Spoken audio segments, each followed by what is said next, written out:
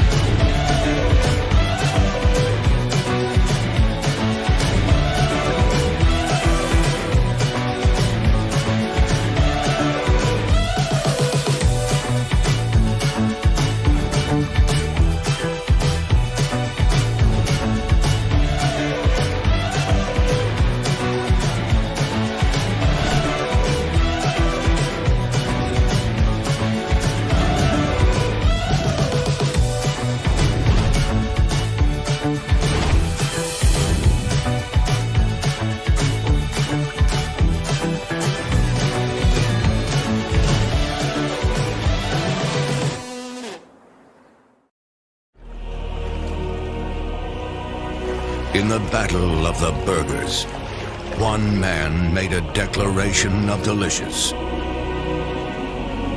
Jack. He set forth, armed with artillery no one saw coming. Boxes and boxes of mouth-watering burgers. He was determined to bring great taste to this great nation in the name of life, liberty, and the pursuit of flavor for all, so that everyone could taste history-making burgers. And America ate it up. True story. With fresher and tastier ingredients, we're making every burger better, like the new Double Jack. History never tasted so good. Girl, you know that there's one thing that I love, but it's not you I'm thinking of. I want the ultimate cheeseburger. Break it down. Cheese meat, cheese meat, and that's it. Baby, you know it's hot and juicy, 'cause Jack won't make it till you order it. Girls love this. Our target is men. What's a target?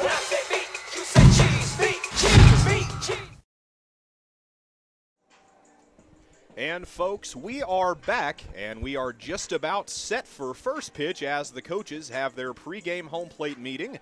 And while they're doing that, we're going to go ahead and read out the starting lineup for the 2023 Palm Springs Power. Leading off, playing shortstop, Cole Abrams. In the 2-hole, out in center field, Dom Popa. And out in right field, Noah Blythe. And the cleanup hitter, the first baseman, Michael Groves.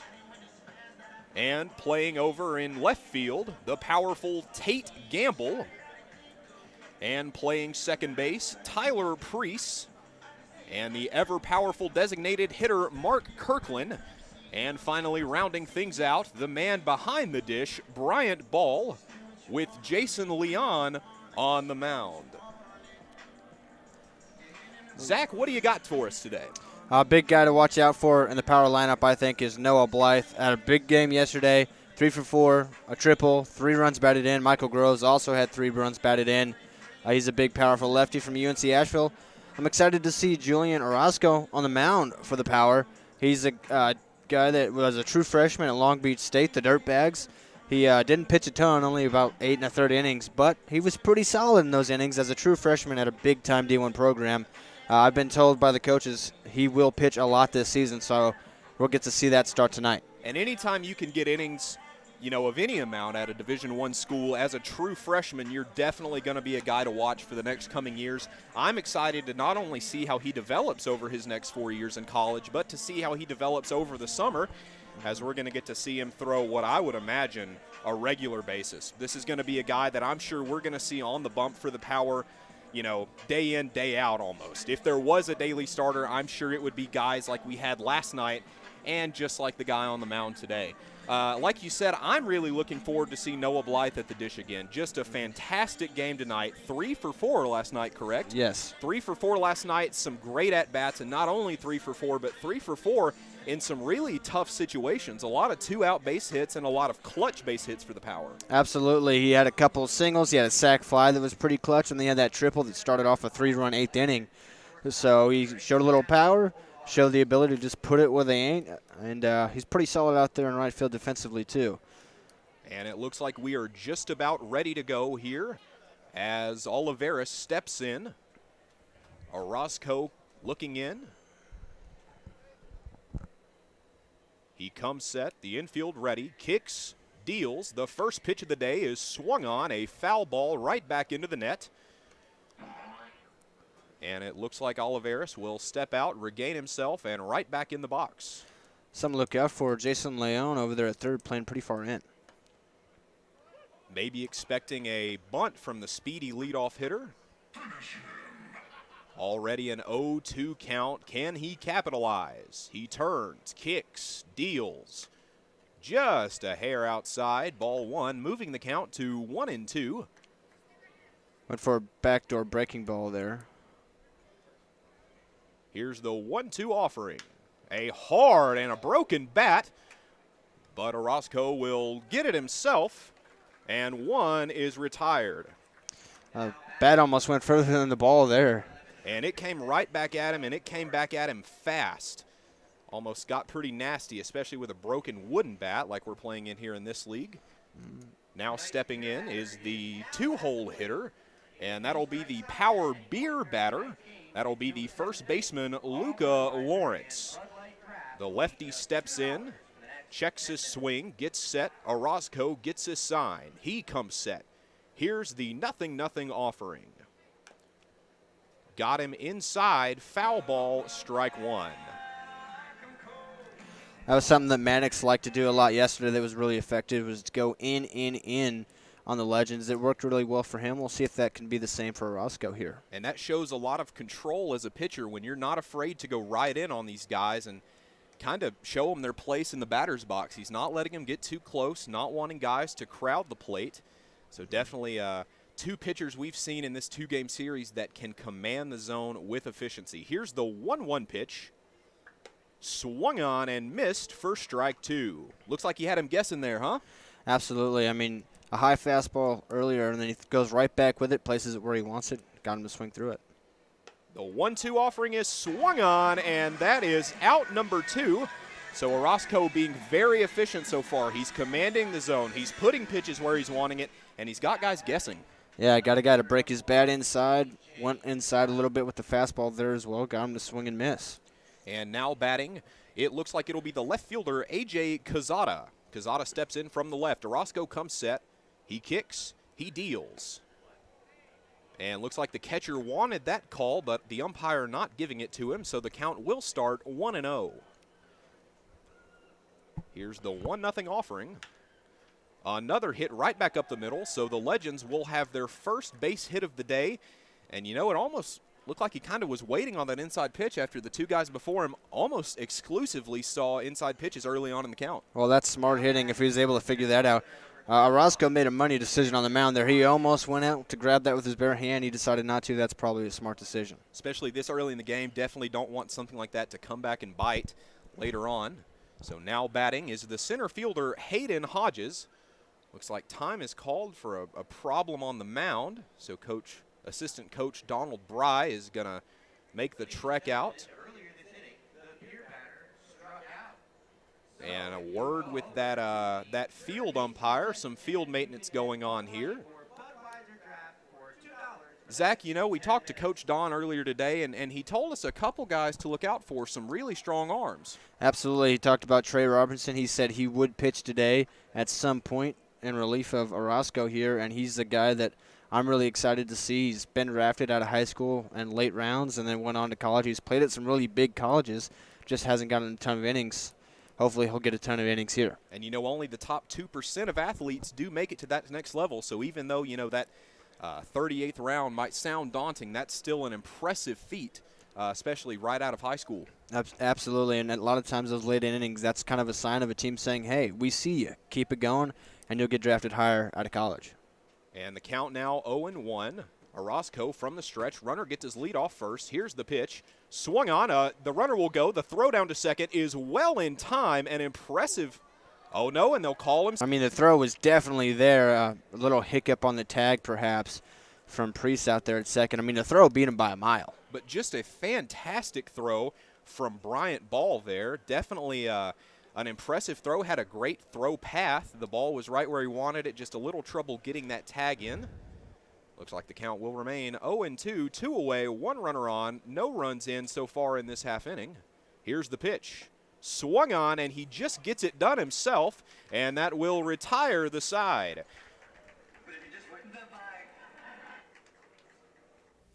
Girl, you know that there's one thing that I love, but it's not you I'm thinking of. I want the ultimate cheeseburger. Break it down. Cheese meat, cheese meat, and that's it. Baby, you know it's hot and juicy. 'Cause Jack won't make it till you order it. Girls love this. Our target is men. What's a target? You say cheese meat, cheese meat, cheese.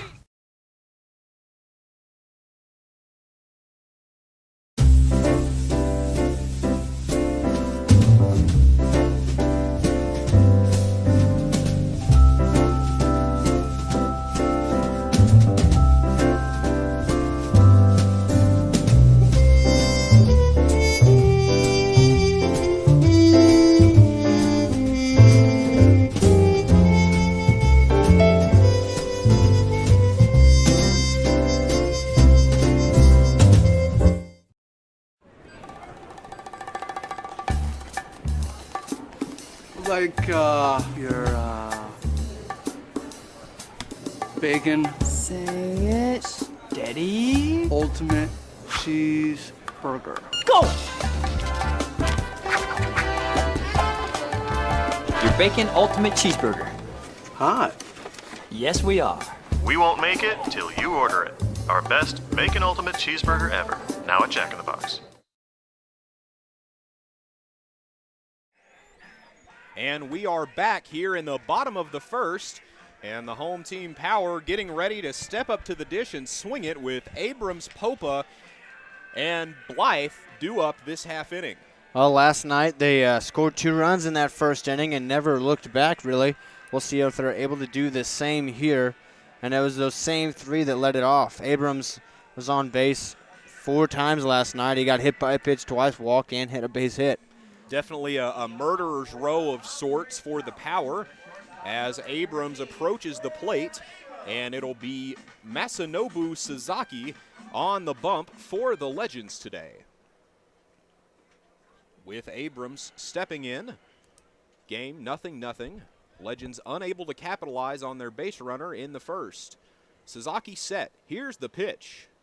And they will start their half inning off with a strike. Little on the outside part of the plate there. Looked to be a fastball. Here's the 0-1 pitch.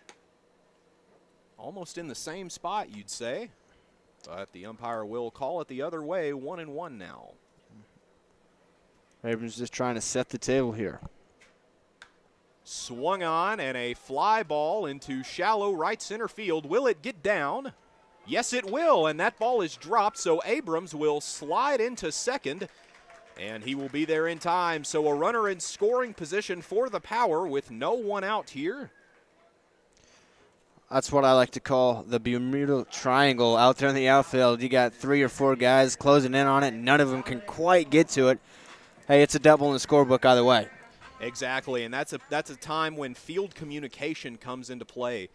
You've got to be able to make that call, let everybody else around you know that you're going to be the guy getting it. So not only do you avoid the error, but you avoid some pretty nasty injuries out there like we've seen in the bigs from time to time even. There's the 0-0 offering well inside, ball 1, as Popa is standing in. These power hitters have been crowding the plate so far today. Abrams standing well in on the left side. Popa now standing well in on the right. Here's the 1-0 offering. Swung on and missed. Strike 1. Definitely not the pitch he was expecting there. Now I got him chasing in the dirt there. Dropped off the table a little bit. Popa trying to be aggressive, get that run in from second. Suzaka set the 1-1 on its way. That's a high fly ball out into the parking lot. Count moves 1-2, no one out, 1 runner on, and 1 hit apiece for both of these teams.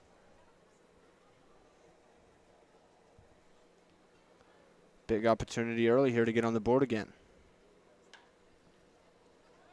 And that'll curve just foul down the left field line. Count remains 1-2. And Popa is not afraid to go after pitches in the zone. If you try and attack this guy, he's already shown through, this at-bat that he's not afraid to get that bat out there and make a play. Now he's an aggressive hitter for sure. Out of Pittsburgh, high-level competition, he knows to be aggressive. And a good inside move from Suzaki, but it will not get him. So the runner will remain on second. And this guy at the plate, he has a stance that reminds me a lot of Mookie Betts. He's standing on that back leg. It's very open, so he's going to be quick to that ball. Here's the 1-2 swung on, and yet another foul ball. He's battling up there. Absolutely. He's fouling off all the tough pitches. If it's close, he's getting wood on it. And the more pitches you make the pitcher throw, eventually they just might make a mistake. And it looks like so far he's got great bat control coming off the shoulders, making good contact, just not being able to quite get it in play. And the 1-2 pitch will be taken in the dirt. Ball 2. Count is all even now, 2-2. 1 runner on second, no one out, and no run so far in this half inning. Now Popa is showing in-bat adjustments. He swung and missed that pitch early in the at-bat. He took it there. The 2-2. That'll be on the outside part of the zone, so he will set him down now. And we have 1 away with Noah Blythe, the powerful Noah Blythe, coming up after a huge game last night. How do you think that confidence is carrying over into today? I mean, he was one of the best hitters on the Power last year. He comes back this year, opening night. He's the player of the game in my book. That's just going to keep building and keep building. And as a veteran, you've got to assume that he's going to be shedding some light as far as the atmosphere of playing with the Power. Ground ball to second. The second baseman up with it. The throw over is in time, and there are 2 away with a runner on third. But with that that kind of veteran aura around him, going to be able to shed some of that light that he's learned from how to be coached by Dill and the coaching staff. Yeah. Definitely going to be valuable in the clubhouse for the Power this season. Absolutely. Going to be able to help a lot of guys out that are experiencing Southern California for the first time. And now stepping into the plate, the right-handed first baseman, Michael Groves. Here's the 0-0 offering. That'll be up and out, so ball 1, 1 ball, no strikes, 2 outs, and 1 runner on third. Suzaki set. He kicks, he deals. Inside, probably just caught the corner of the plate now. Count moves 0-2, or 1-1. I'm okay with the wide zone as long as it's consistent. As long as he's calling it both ways, it's hard to complain. Here's the 1-1 offering. And a big hack at that one. That will move the count now. 1-2 with 2 away. What do you think his approach is here with 2 strikes? I mean, you just kind of got to shorten up a little bit. He swung big at that big changeup. He's got to be able to stay back on it. Here's the 1-2. Outside, trying to fool him with a pitch that didn't really work the first time, as he's going to go with a fastball up and away. Count evens up now. 2 balls, 2 strikes, 2 out, 1 runner on, just 90 feet away. Sasaki set the pitch. He'll make a little contact. Man, these power players are being very aggressive at the plate. Absolutely. I mean, Michael Groves, he was the DH last night. He had himself 3 RBIs as well, just as Blythe, and he's trying to get himself another one, this time with 2 outs. Trying to keep the bats hot in the power dugout. 2-2 pitch, and he thought he wanted it, but he'll sit back on that. The count is full now. 3 balls, 2 strikes, 2 outs, and a runner on third. Definitely looking to get this guy in here, hoping to get a pitch he can hit. Sasaki set. He kicks, he deals.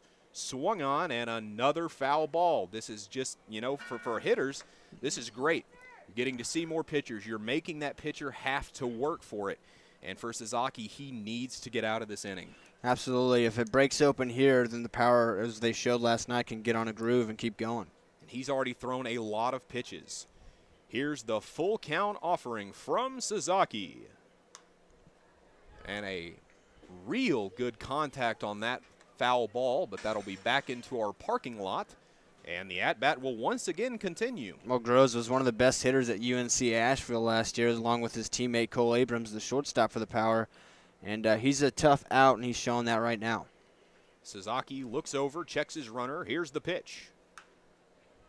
And that ball is yet again, to the shock of no one, a foul ball down the left field line. Each foul ball is getting a little bit further and further. Let's see if he can straighten one out. It's getting further and further, and it's getting closer to that foul line, so definitely going to see if he can't barrel one up and send it pretty far into the outfield. Sasaki set. Checks the runner. Kicks, deals. And a good breaking ball, but he will make contact. A ground ball to second. Second baseman up with it. The throw over is in time, so the run will not come across to score, and we remain scoreless going into the second. Agua Caliente Casinos has added more of the hottest and newest slots. With more than 155,000 square feet of gaming, your next jackpot is just a slot pull away. No matter which of our 3 premier properties you visit, Agua Caliente Casino Rancho Mirage, Palm Springs, or Cathedral City, you'll always find more of the hottest and newest slots. Agua Caliente Casinos, the Caliente place to play. That's it. That's his house. Mr. Brad Haley? Relax! Did I win something? My sources tell me you've been calling Jack in the Box junk in the box. So? I take these things personally, Brad. Get lost. Sure, just try my food, apologize, and I'll go. Beat it, clown! Listen, punk! I've spent millions of dollars improving my kitchens to make our best burgers ever! You're psycho!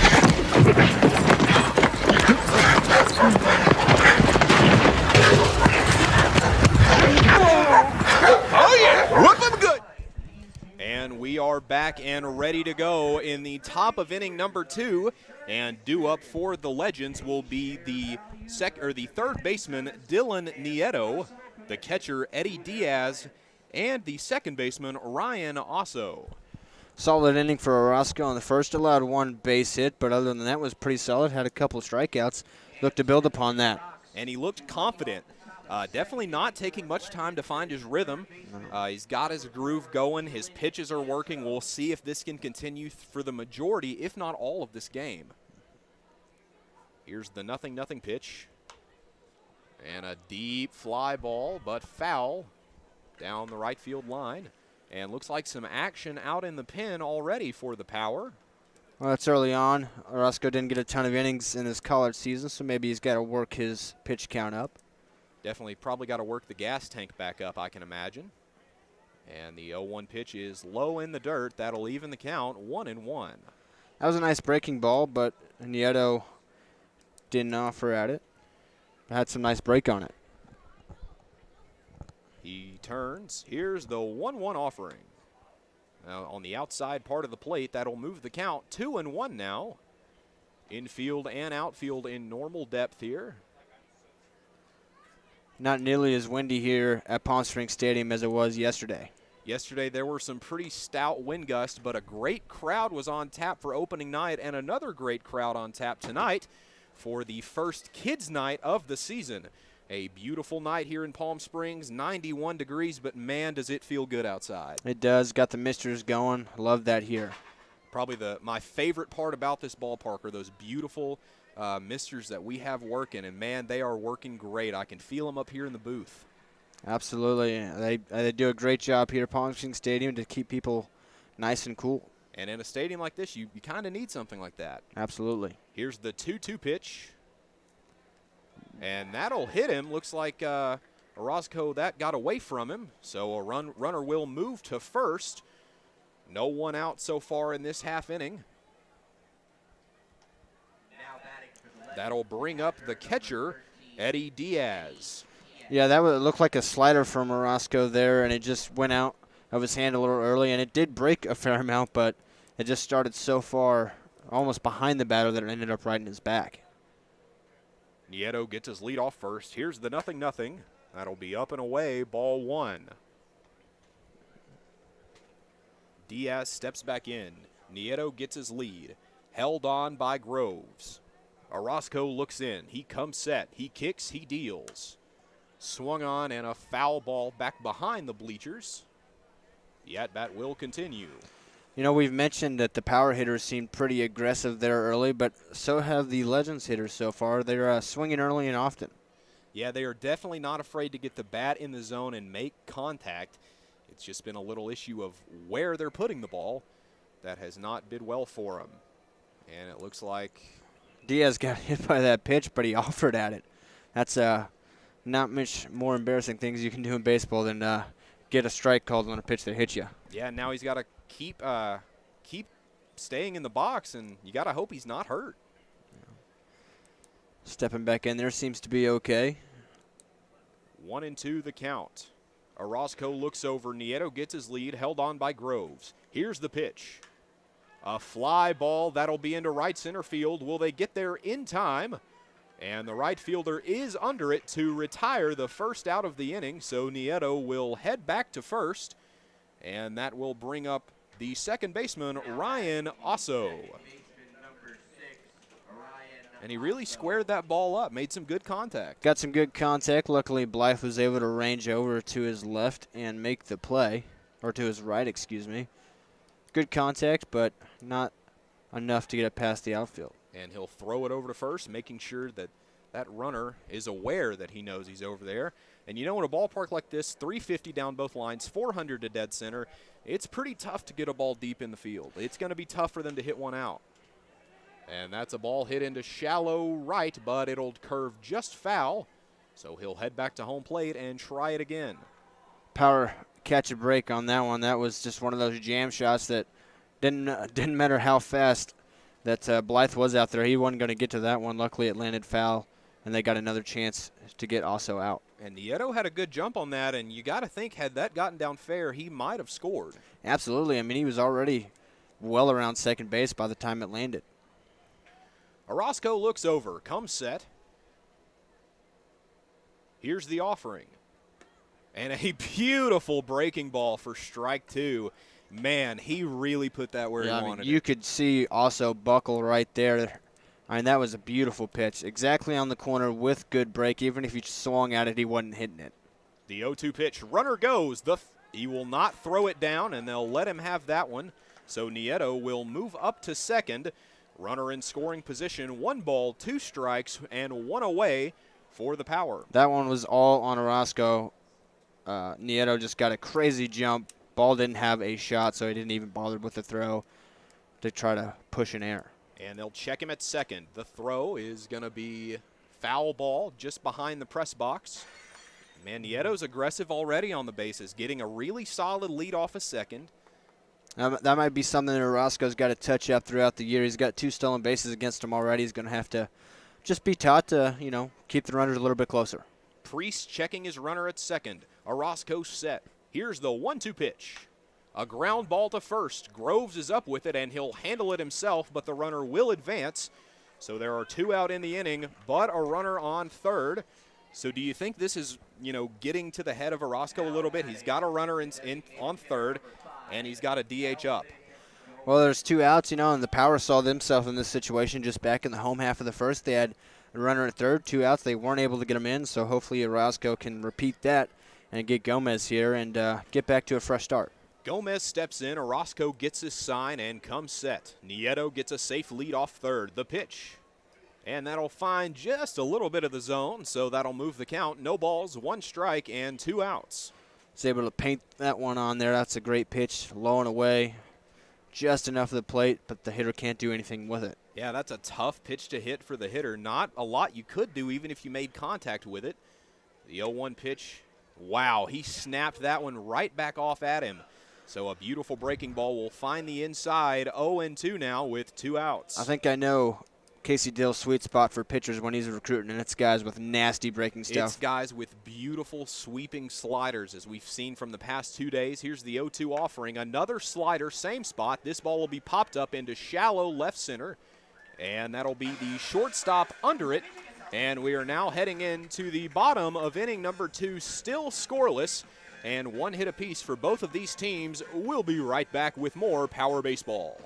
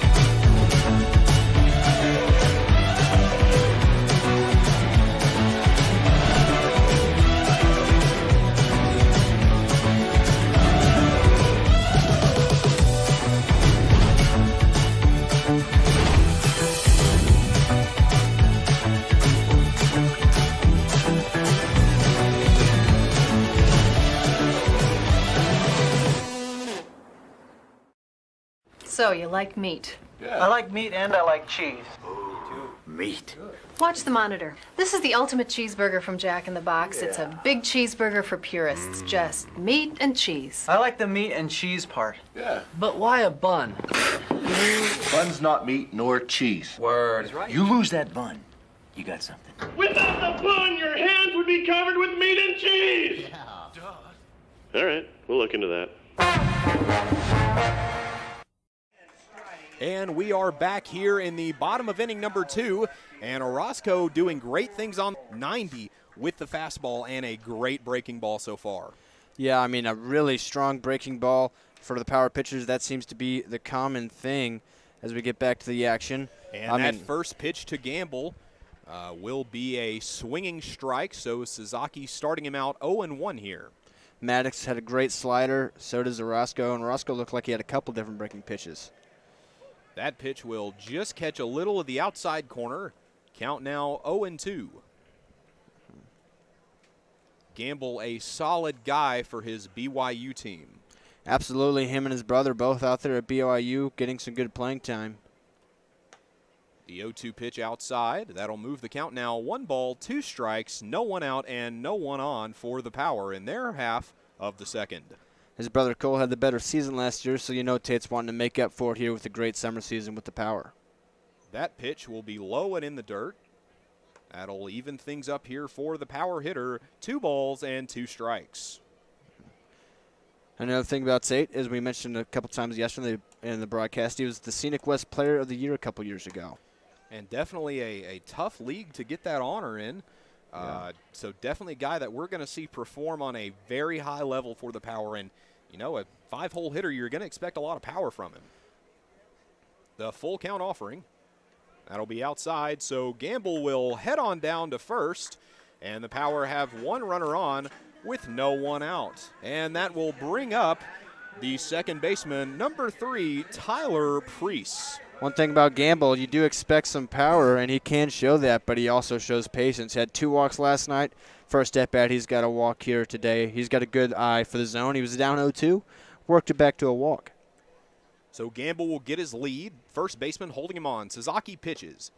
He'll check his swing, but they'll say it doesn't matter, so that'll move the count 0-1 with no one out. Priest set himself a double on his first at bat last night. He'll like to do that again, I'm sure. Sasaki looks in, gets his sign, the pitch.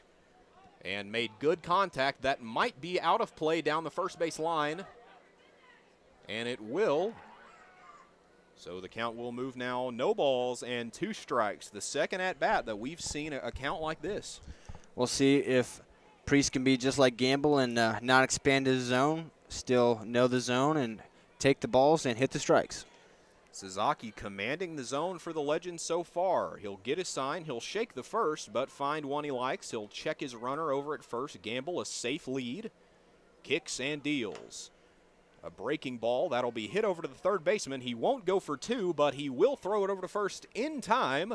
And there is one away with a runner on second. Gamble, we've talked about his power. We've talked about his patience at the plate. Showed off the speed there. Got a good jump on that ball.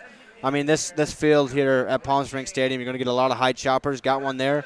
Gamble showed his speed, got to second before a throw could be made, so he avoided the double play. And now stepping in, the powerful Mark Kirkland.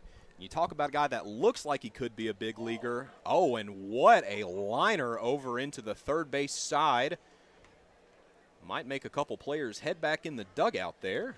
Everybody seems to be okay. You're just talking about looks like a power hitter. That one probably was 105 off the bat.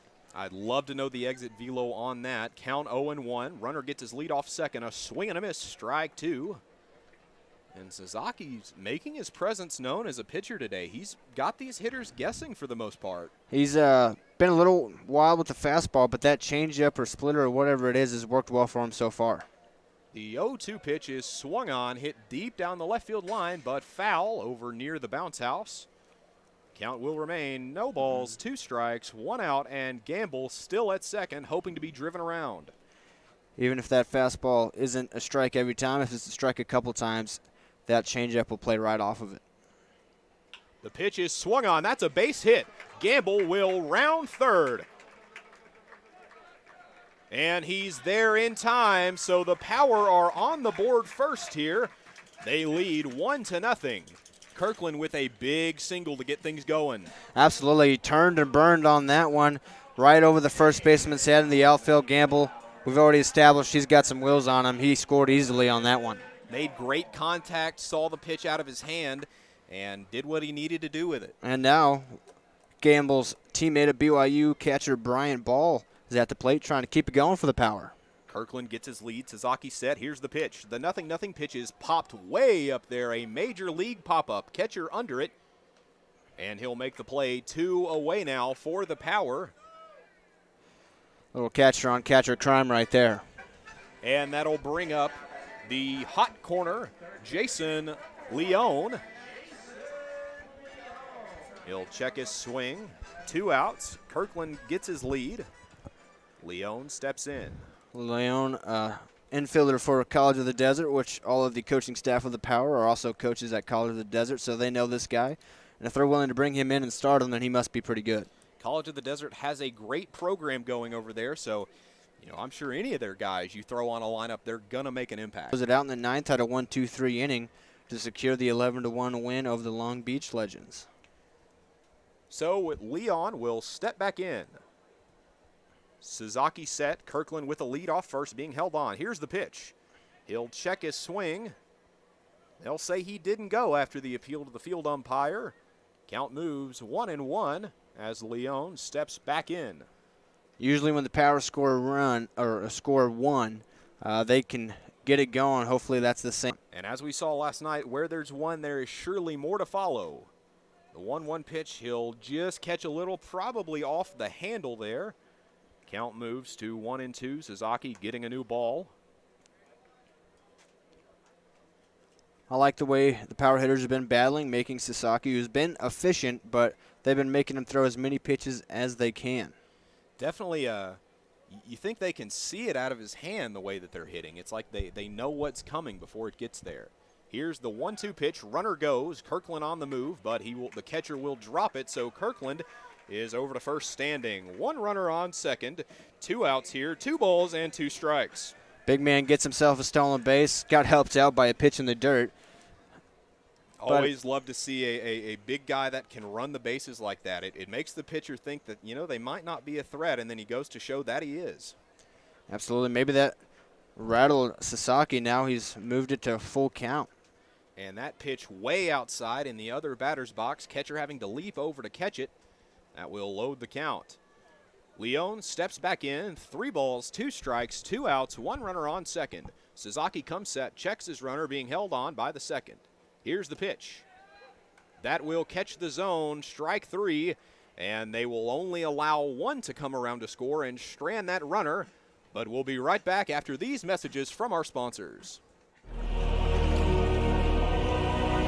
In the battle of the burgers, one man made a declaration of delicious. Jack. He set forth, armed with artillery no one saw coming. Boxes and boxes of mouth-watering burgers. He was determined to bring great taste to this great nation in the name of life, liberty, and the pursuit of flavor for all, so that everyone could taste history-making burgers. And America ate it up. True story. With fresher and tastier ingredients, we're making every burger better, like the new Double Jack. History never tasted so good.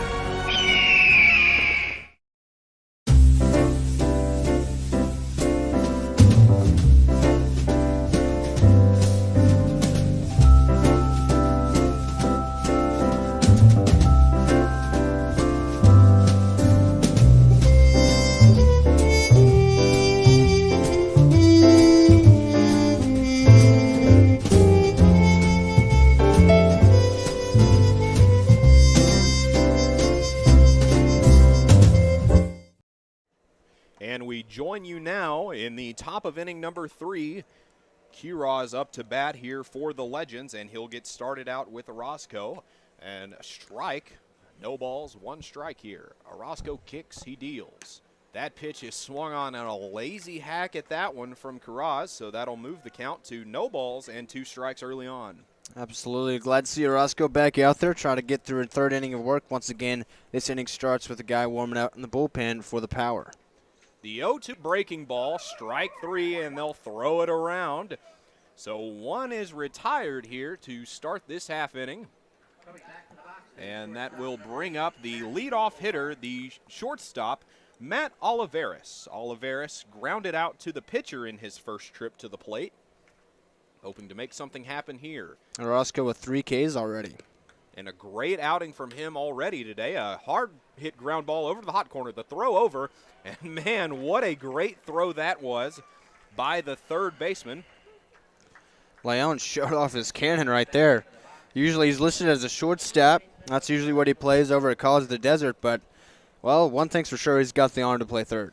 And he made that throw effortless. Didn't even move his feet after fielding that ground ball, and that will bring up the first baseman, Luca Lawrence, to the dish. He struck out swinging his first time at the plate, and he will be guessing on the first pitch. No balls, 1 strike, and 2 away. Here's the 0-1 offering. Inside, looking to brush him off, maybe 1 ball, 1 strike. Orozco in a groove now. He's just in a hurry. He's got that groove going, and he's pitching with a purpose. He kicks, he deals, the 1-1 pitch.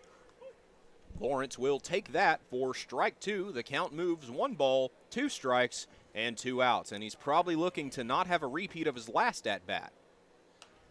He'll make contact, a hard-hit foul ball right back into the netting. Count remains 1-2. Anytime you see a pitcher just get the ball, get back on the mound, and start going back towards home, you know he's in a groove. You know he's feeling himself. Oh, yeah. Here's the 1-2 from Orozco. Can he seal the deal? And another beautiful breaking ball to retire the side. No hits in that half inning. No one even allowed on base, so no runs for the Legends. We'll be right back.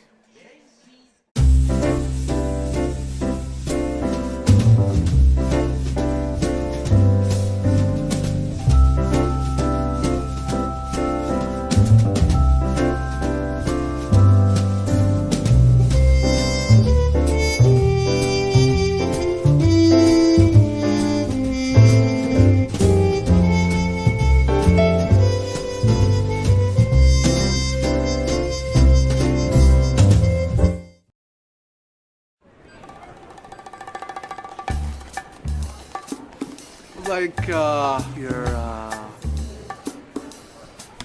bacon Say it. Steady. ultimate cheeseburger. Go! Your bacon ultimate cheeseburger. Hot. Yes, we are. We won't make it till you order it. Our best bacon ultimate cheeseburger ever. Now at Jack in the Box.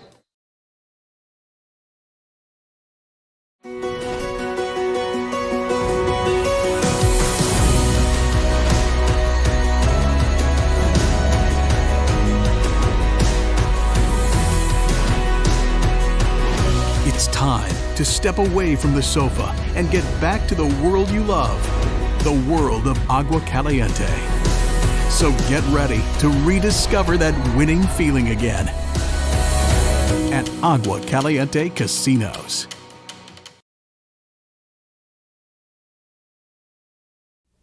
Girl, you know that there's one thing that I love, but it's not you I'm thinking of. I want the ultimate cheeseburger. Break it down. Cheese meat, cheese meat, and that's it.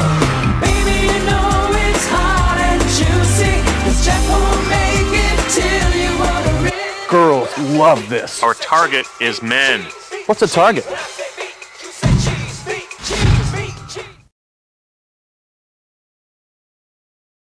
So, you like meat? I like meat and I like cheese. Meat. Watch the monitor. This is the ultimate cheeseburger from Jack in the Box. It's a big cheeseburger for purists. Just meat and cheese. I like the meat and cheese part. Yeah. But why a bun? Bun's not meat nor cheese. Word. You lose that bun, you got something. Without the bun, your hands would be covered with meat and cheese. All right, we'll look into that.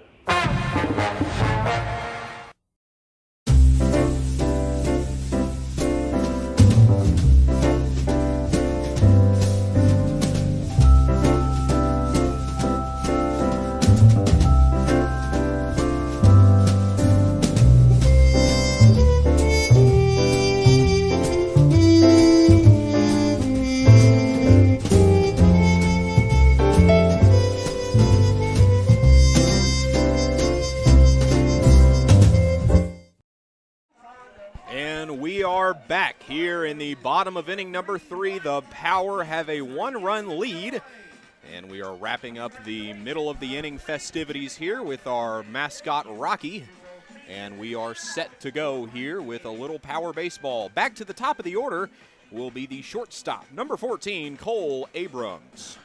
Well, starter Roscoe just came off of a 1-2-3 inning, 2 strikeouts, and that last one on a nasty breaking ball got Lawrence looking. Let's see if we can build that into some momentum on the offensive side. Sasaki comes set. Here's the pitch. And he'll try his hand at the breaking ball, not able to find the zone. Looks good, He'll though. Start him out. 1 ball, no strikes, and definitely looked good coming out of his hand. A lot of break, just not quite where he. That pitch will find the zone. According to our home plate umpire, the count is even now. 1 ball, 1 strike, no one out. It's good tunneling there. Breaking ball inside, then the fastball freezes him right there on the inside corner. Good pitch calling. And he'll take that high ball. 2 balls, 1 strike. Abrams, this first time up, had a quote-unquote double. That's a double in the scorebook, a little pop-up that went and landed in the Bermuda Triangle out there in the outfield. Just a tough ball to get to, hoping to recreate his success. He'll swing at that one, so that will even the count up here for Abrams. 2 balls and 2 strikes. How do you think he's going to work out of this one? Sasaki's been pretty solid. He's liked that changeup. He's gone to the breaking ball a little bit more here so far this inning. Let's see the changeup. And that'll be a foul ball, almost crossing over the net into the bleachers. And today, so far through these 3 innings, the definition of a pitcher's duel. Absolutely. I mean, just the one squeaked across for the Power with a Mark Kirkland base hit, but Sasaki has been very good. Fastball looks like that'll be a little low, so the count will be full now. 3 balls, 2 strikes, no one out, and no one on for the Power. Sasaki looks in, gets his sign, comes set. He kicks and deals. That's a high foul ball right back behind the press box. Count remains 3-2. This is exactly what you want out of your leadoff hitter. He works a good count. He fouls off some pitches. He got on base 4 times yesterday. He's a great shortstop defensively too, by the way. The full count offering on its way. And another foul ball. That's almost been the theme of today for both teams, is long, combative at-bats. Absolutely. They've both been aggressive, but taking the pitches when they need to and fouling them off. Orozco has racked up 4 strikeouts, but he's had to battle to get most of them. The full count offering swung on, a ground ball to shortstop. Shortstop up with it. The throw over to first is in time. So there is one away for the Power, and that will bring up Dom Popa, number 5, the center fielder. Solid play by Matt Oliveras out there at short for the Legends. He had to be quick with it as Abrams runs well, and he was able to get him. And he made a great play, seemed calm through the whole thing, did not let the speed of that runner get to him. The 0-0 pitch. And a looping breaking ball will not find the zone. 1 ball, no strikes. 2 Ks for Sasaki so far through this one. So he's not gotten a ton of swing and miss, but he's been getting the outs. And that's all that matters. Definitely a ground ball type of guy here from what we've seen so far. That ball will not find the zone either. 2 balls, no strikes, 1 away, and no one on. And Popa coming off of a backwards K, his first appearance, looking to change his chances. Ground ball to second. Second up with it. The throw over is in time. So a little 4-3 action, and there are 2 away. So Sasaki having a pretty solid inning. The Power offense, however, not having a very solid inning. I mean, right on cue, we're talking about how he's a ground ball guy, and he gets Popa to just chop one weakly to second. But if we can get a guy to change those fortunes, I think it might be Noah Blythe. He grounded out his first time up. Hopefully he can get a hold of one here. Sasaki set. Here's the pitch. The 0-0 pitch will be a bouncing ball. 1 ball, no strikes. And if there's a guy you want in this situation, low-scoring game, 2 out, nobody on, it's Noah Blythe. Absolutely. He's just a great contact guy, not going to strike out a ton. Put the bat to the ball, good things will happen. The 1-0 pitch outside. That'll move the count to 2-0. Going with a fastball after not having much success with the breaking ball on the first pitch. Sasaki set.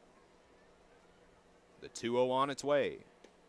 He'll check his swing. They'll say he went around, and it doesn't look like Blythe is very happy with that call. Well, I think that was a called strike, actually, and I think that's what made him upset. 2 balls, 1 strike. Sasaki set. The 2-1 delivery. Swung on. That'll make it through the infield. So Blythe will capitalize, and he will move over to first.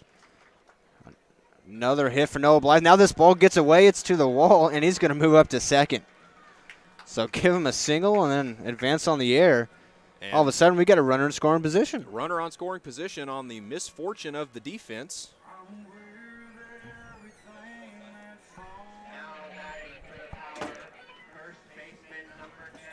That'll bring Mark Kirkland up to the plate.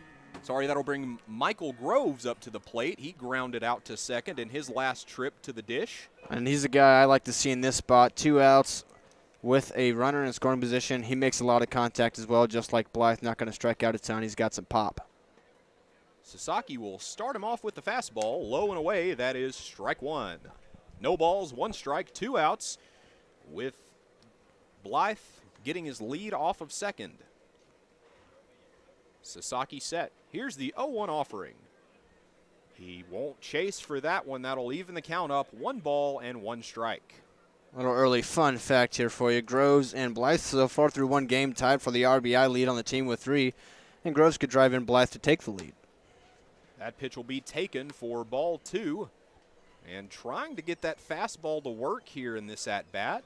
Just really probably just wanting to get out of this inning, if anything. Nothing but long at-bats for Sasaki here today. Fastball's not been his greatest pitch, but you got to throw it sometimes.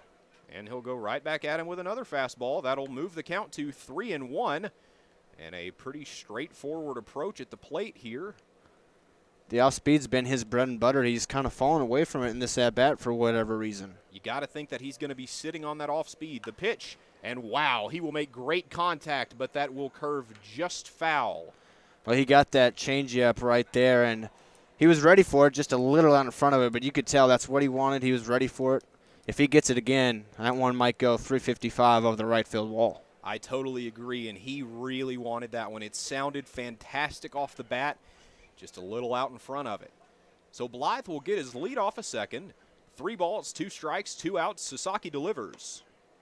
And that will not find the zone, so now we'll have 2 runners aboard with 2 away. And the catcher will head out to the mound to have a word with his guy. And that will bring up Tate Gamble, the BYU athlete. Walked his first time up, showed off a lot of his skills. We already knew about the power. He showed off his patience with a walk, moved up to second, showing off the speed on a ground ball. But we've talked about the power. How about let's see his power right now? I'd love it. Exactly. Let's see him really get a hold of one here. So Sasaki will get calmed down by his guy behind the dish as Diaz will head back to the plate. Lefty warming up in the pen now for the Legends. He just got up. Here's the pitch. And a ground ball. That's through. Blythe is around third, heading for home. And Gamble just got caught in a bad spot there. So that will end the inning. But the run will come across to score, so the Power will move up 2-0. And we'll be back with more Power Baseball.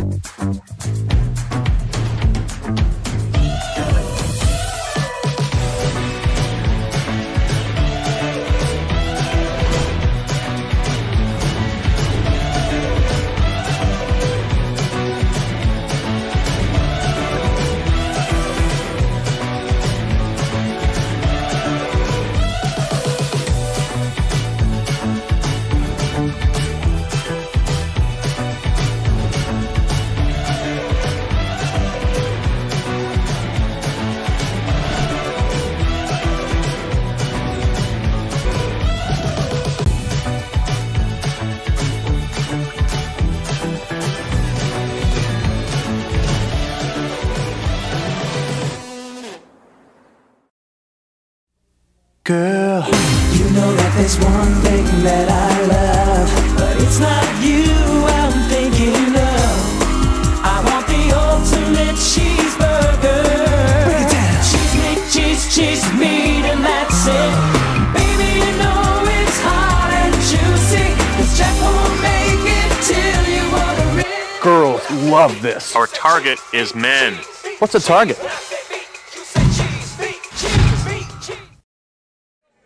And we're back. And it looks like A.J. Cazeta will be up to bat, but a new pitcher for the Power here in the stance of Julian Tellez, the big right-hander, definitely what scouts would call a major league build. Absolutely, he's a big guy out there. I'm, you know, just by looking at him, I'm expecting a nice fastball. Offering.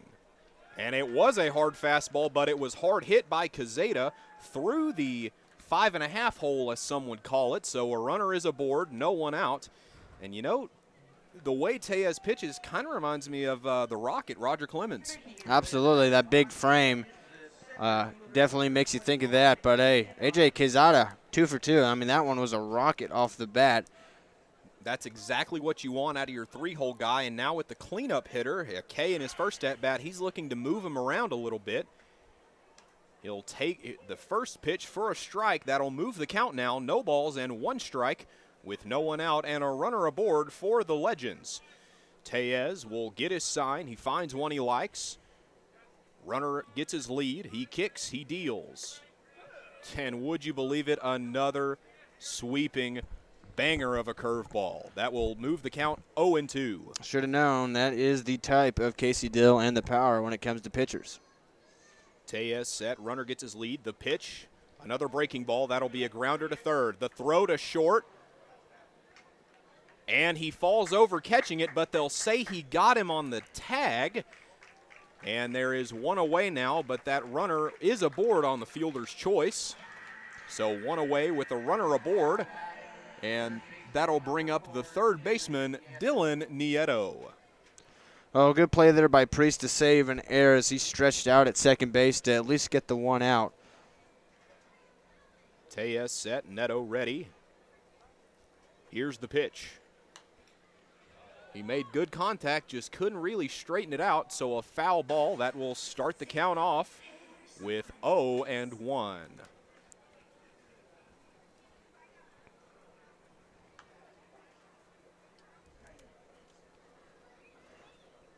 Quezada held on. Here's the pitch.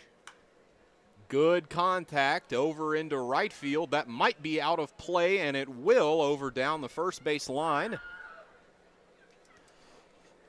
Got the finish line on you for Julian Orozco. He went 3 innings, only gave up 2 hits, no runs, no walks, and 4 strikeouts. Very solid for his power debut.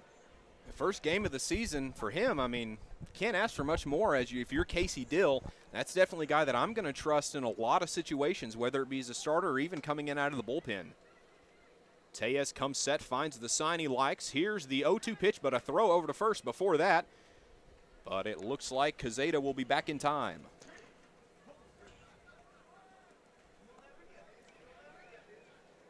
Hodges gets his lead, being held on over there. Tellez finds his sign, kicks, deals the 0-2 pitch, a breaking ball that'll be hit sharply down the third base line. The runner from first will come around second, and it looks like he'll head home. The left fielder having trouble getting up with that. The throw into home is not going to be in time. So this power lead has now been cut down to 1, and Tellez going back to the mound, he's got to be careful about how he's going to be approaching this from here because he's got that runner in scoring position. Another breaking ball there, and it just hung up a little bit. Nieto put a good piece of wood on it down in the corner. Tate Gamble showed off the arm out there in left field just to make that close at the plate, but that was pretty much going to be a run no matter what. And it looks like the Power were going to try and say maybe he didn't touch third, but the umpires aren't going to fall for it, so the inning will continue. Tellez ready. Diaz at the plate. The first pitch Diaz will see will be a ball. Looks like a fastball just outside the zone. Starting him off 1-0 with a runner on second and 1 away. Tyler Priest creeping in from behind. Tellez checks him. Here's the pitch in. And another fly ball here for Diaz. That'll be caught. The runner will tag from second, and he'll stop at third. The throw in. Now due up is the second baseman, number 6, Ryan Osso. And he grounded out his first time up to the plate. The first baseman handled it himself. He'll look to change his fortune here. 2 away, a runner on third.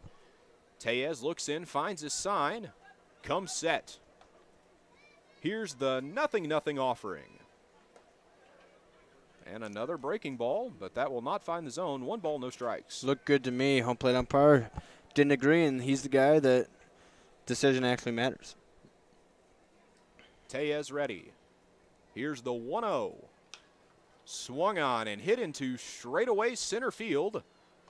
But the Power center fielder will be there. Dom Popa making the final out, and that will retire the side. Only holding them to 1 run this half inning. We head now into the bottom of inning number 3. That's it. That's his house.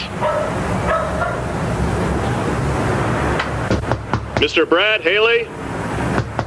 Relax. Did I win something? My sources tell me you've been calling Jack in the Box junk in the box. So? I take these things personally, Brad. Get lost. Sure, just try my food, apologize, and I'll go. Beat it, clown! Listen, punk! I've spent millions of dollars improving my kitchens to make our best burgers ever! You're psycho!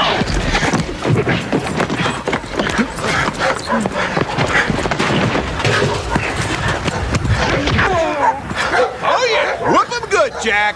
Brad, you get to try my best burger ever, and all I want is your honest opinion. Tasty! Really? You're not just saying that because I'm kneeling on your spine? No, I shouldn't have dissed your food, man. I'm sorry, Jack. Well, I'm sorry about the grass stains. Really? No. Agua Caliente Casinos has added more of the hottest and newest slots. With more than 155,000 square feet of gaming, your next jackpot is just a slot pull away. No matter which of our 3 premier properties you visit, Agua Caliente Casino Rancho Mirage, Palm Springs, or Cathedral City, you'll always find more of the hottest and newest slots. Agua Caliente Casinos, the caliente place to play.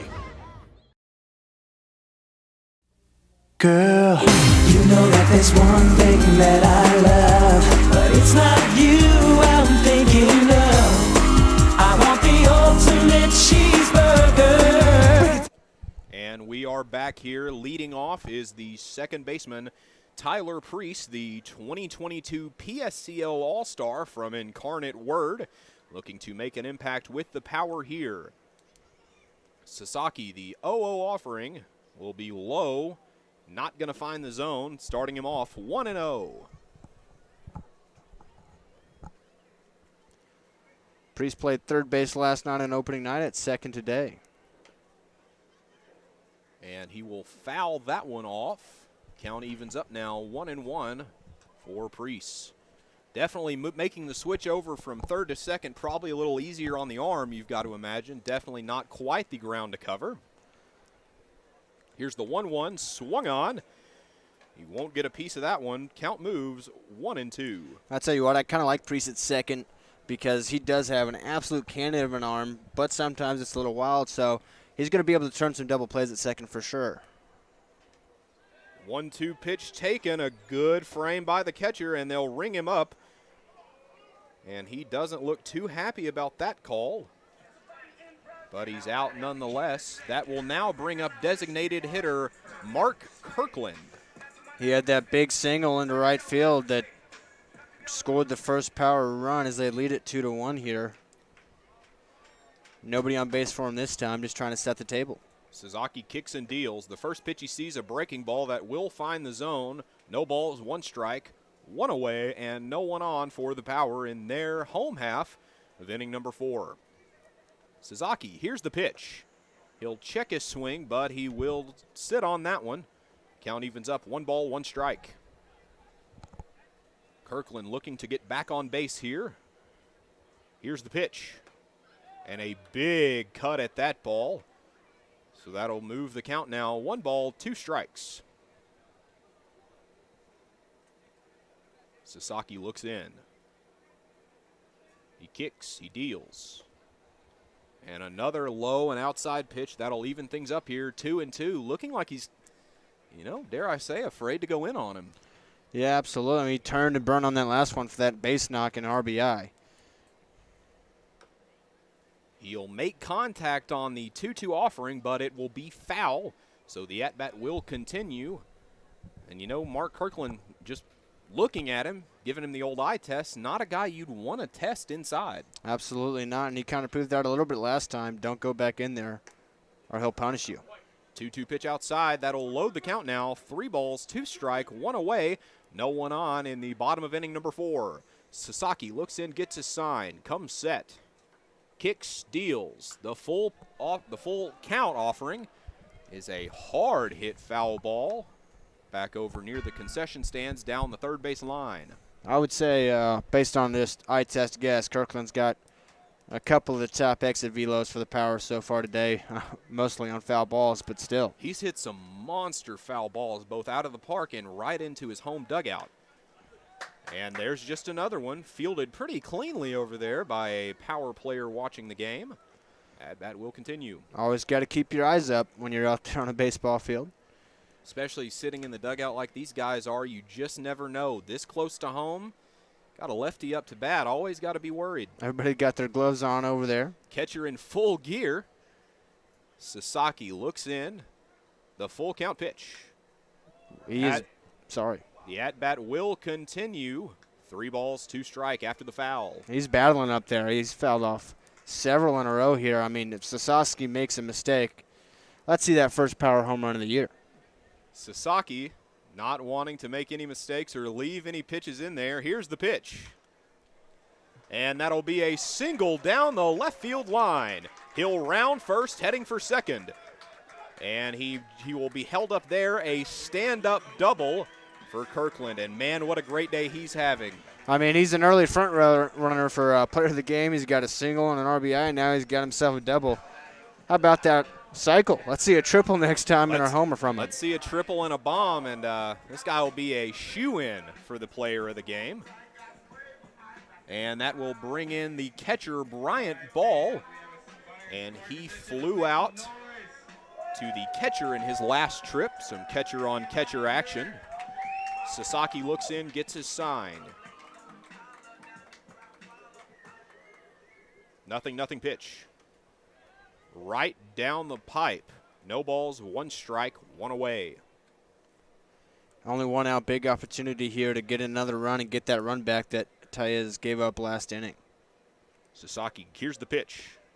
The 0-1 pitch will find the outside part of the plate, and that ball, based on my better judgment, might have been just a tad outside, but the umpire saw it differently. Not close. The catcher, not even a good frame job, moved his glove way too much, but that worked its magic on the umpire. Nevertheless, the 0-2 offering swung on and missed, and while the at-bat should be continuing, that's 2 away for the Power with a runner in scoring position. And the man at the hot corner, Jason Leone, will stand in. Some impressive stuff from Leone on the defensive side of the ball, making some really great throws. Absolutely. He's shown off his cannon of an arm. Let's see if that arm power is also some hitting power for him. Sasaki ready, checks his runner. The 0-0 offering well inside, trying to brush him off a little there. That'll be taken, ball 1. 1 ball, no strikes, 2 away, and a runner in scoring position on second in the home half of inning number 4. Sasaki gets his sign. Here's the pitch. That will find the zone, and that will move the count now. I mean, the umpire is just getting fooled by Eddie Diaz behind the plate. He's moving his glove into the zone late, and it's working the magic on the umpire. That's just not a strike. A couple times this inning now. Sasaki will step off and regain himself. Kirkland with a safe lead off of second. Also not really paying him much attention. He'll start to creep in. Here's the pitch. Outside, and that's kind of one count. 2-2, 2 outs and a runner on second. Sasaki looks in, checks his runner. Here's the pitch. That ball was hit hard right at the shortstop. Kirkland will round third, coming into home. The center fielder having trouble getting it. But that'll put the runner in, sliding, but safe at second. So he kind of traded places with Kirkland there, and that'll extend this Power lead 3-1. I mean, that ball was hit so hard. Like when you see a ball that's hit knuckle like that, I mean, that is on the screws, on the... Like that shortstop had to make a quick read after that ball was coming right at him. Couldn't really quite see it there. And looks like we'll... one. Had a rough night last night with 4 strikeouts, looking to right that wrong here tonight. Here's the 0-0. And he'll check his swing, but the field umpire will say he did not go. And the count starts him off at 1-0. 2 outs, runner on, 1 across so far this inning. They'll try to make it 2. Look to swap places again. Here's the pitch. Outside, not going to catch any part of the zone. That'll move the count. 2 balls, no strikes. Thomas, a solid defender, trying to show he can hit too. He'll sit on that one, but it will find the zone. 2 balls, 1 strike. And Zach, a beautiful backdrop for Palm Springs, a mountainous back behind us here. Always nice to see those palm trees. Here's the pitch. The runner goes for third. The throw over is not in. And wow, what speed on the base paths right there. Jason Leone had a terrific jump and showed off the wheels to get the second on that hit, showed him off right there. The pitch was called a strike, but Thomas has got him 90 feet closer to getting him in. 2 balls, 2 strikes, 2 away. Sasaki set. Here's the pitch. Way up and in on him that time. That'll load the count now. 3 balls, 2 strikes, 2 away, a runner 90 feet away. The Power looking to keep this hot streak going. Here's the pitch from Sasaki. Same spot. So that'll move a runner to first. Runner's on the corner with 2 away now.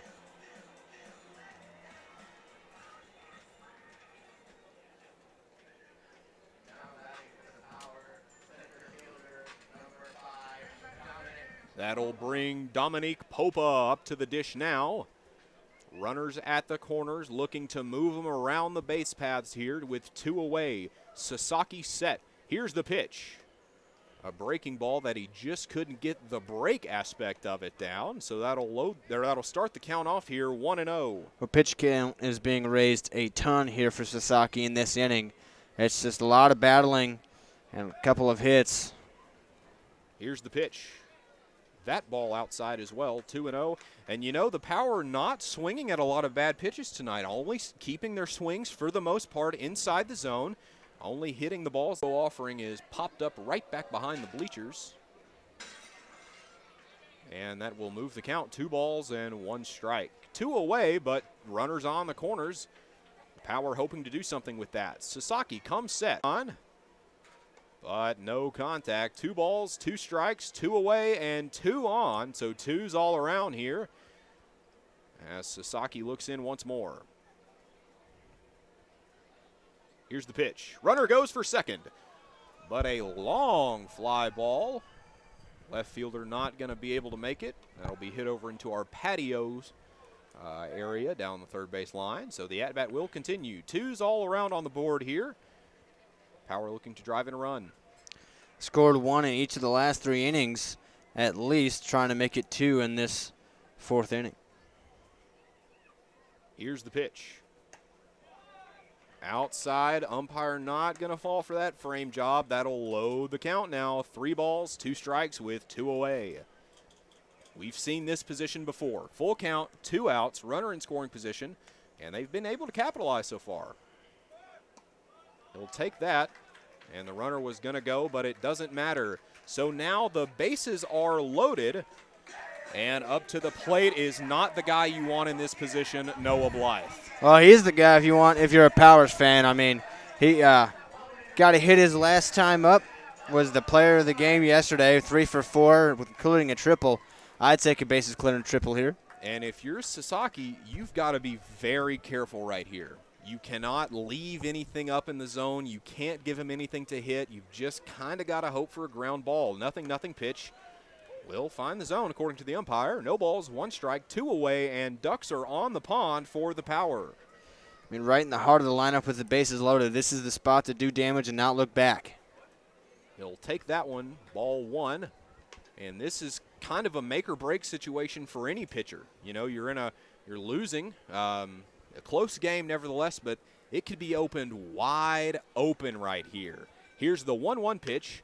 Right back. Oh, and that'll catch Sasaki on the ankle, and he's down. And they won't be able to make that play at first. So 2 runs will come across to score. That was an absolute bullet. You hope Sasaki's okay. If that didn't hit him, that runs right up the middle. Either way, they get 2 runs across. You just hope Sasaki's okay. I mean, that ball, I guarantee you, over 100 miles per hour off the bat. It was steaming off the bat there, so they're going to have the trainers come out and take a look. He might be limping around a little, and man, that's... I know I would be.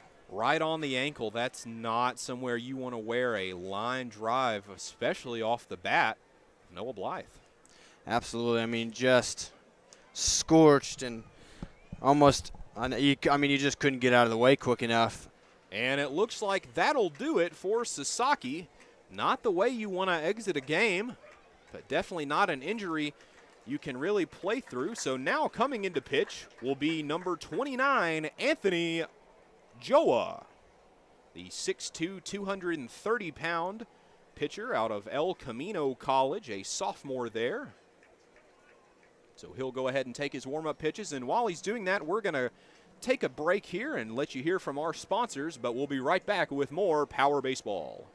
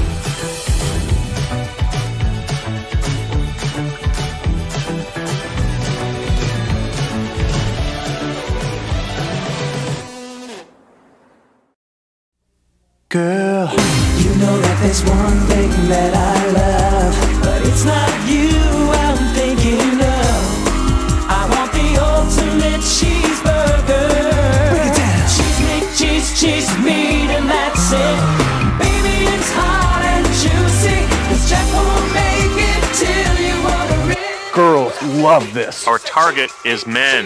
What's a target?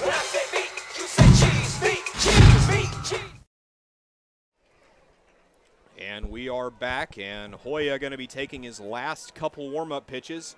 And this is a guy that just based off his warm-up pitches can really reach back for some velocity. And at 6'2", 230, and on a downhill mound like we have here at Palm Springs Stadium, all things that are working in his favor, not to mention he's a lefty.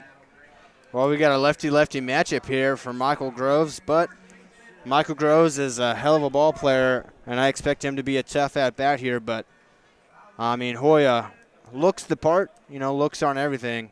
Let's see if Groves can keep some momentum going. 3 runs across this inning. Let's look for more. He will inherit a 2-out situation, runner on first, runner on second, both runners getting their leads. Here's the 0-0 pitch.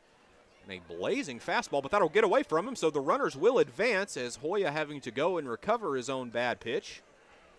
So he'll start him off 1-0. Groves has been able to get on base on a walk so far, but grounded out to second in his first trip to the plate. So looking to make contact and get on with a hit here. Infield and outfield in normal depth, and with a big field like this, you can really see those gaps in right center and left center. Big hack there from Michael Groves, trying to drive in a couple more runs, but Hoya blew it right by him. And a 5-1 lead here in the middle innings for the Power, so going to look to keep that trend going. The one pitch is a real heater of a fastball, so that'll move it now 1-2. And a change of pace as far as pitching goes from what we've seen. 2, breaking ball guys going at it, and now a kind of a rocket. That pitch will get away from him. The runner will break for home, and he'll be there easy, so that will move the game now. The Power with 6 and the Legends with 1. I guess that's a trade-off of being a fastball guy, is that sometimes it's just going to get away from you. Absolutely. That one straight to the backstop, and Popa able to come across. Unfortunately for Sasaki, that run's tagged him, as would be Blythe if he can come around as well. Blythe gets a wide lead off of third.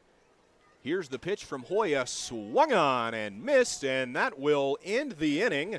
But the damage was done. The Power now leads 6-1.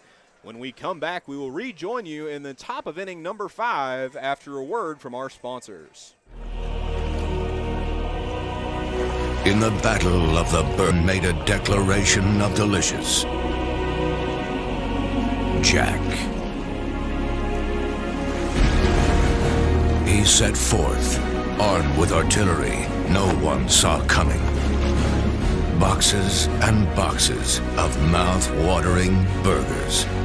He was determined to bring great taste to this great nation in the name of life, liberty, and the pursuit of flavor for all, so that everyone could taste history-making burgers.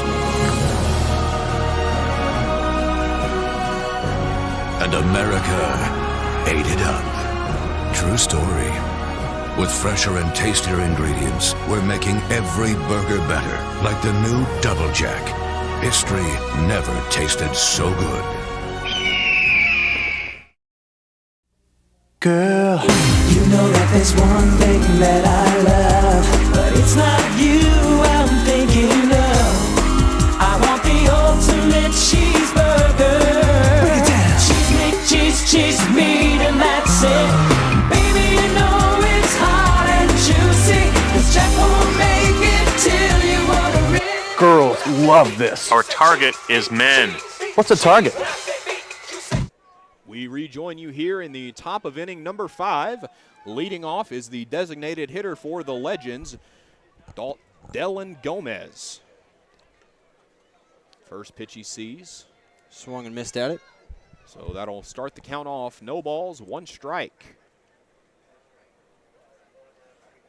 Tejas back out there for his second inning.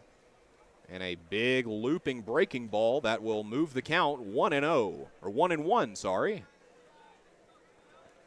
Tejas going to request another ball there, as he will head back to the rubber. Gomez popped out in his last trip to the dish, not wanting to recreate a success, especially in a deficit like this one. Here's the pitch from Tejas. And some good contact and some powerful contact, but just foul right back behind the bleachers on the first base side. Hit that one out into the park.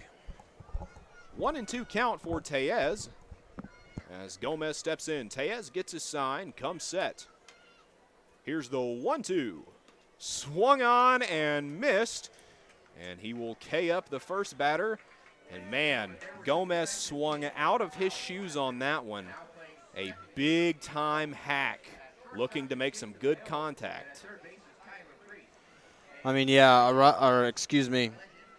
Tellez, you can tell, has got some big swing and miss stuff. It's just a matter of controlling it more consistently. But when he's got the feel for it, watch out.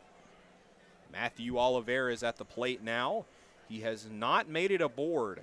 He grounded out in both of his trips, first to the pitcher, then over to the third baseman. Got to see Leon make a great throw. That pitch is taken, so the count will now move. No balls, 2 strikes, 1 away, no one on. No hits in the inning so far.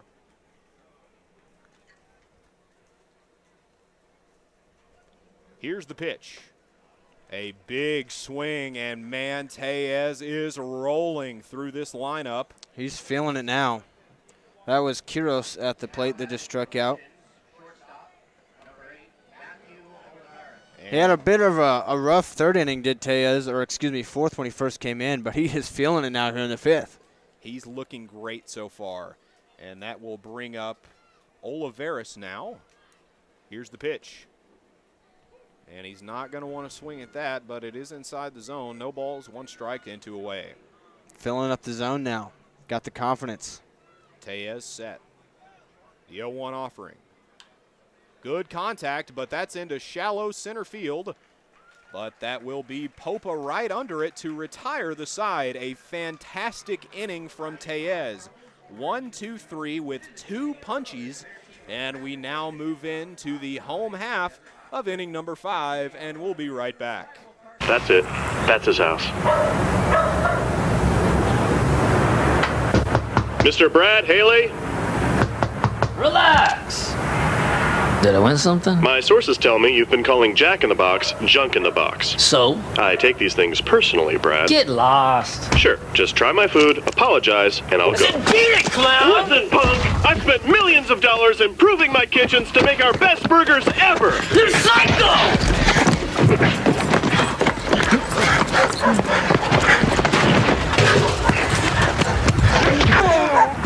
Oh, yeah! Whoop 'em good, Jack! Brad, you get to try my best burger ever, and all I want is your honest opinion. Tasty! Really? You're not just saying that because I'm kneeling on your spine? No, I shouldn't have dissed your food, man. I'm sorry, Jack. Well, I'm sorry about the grass stains. Really? No.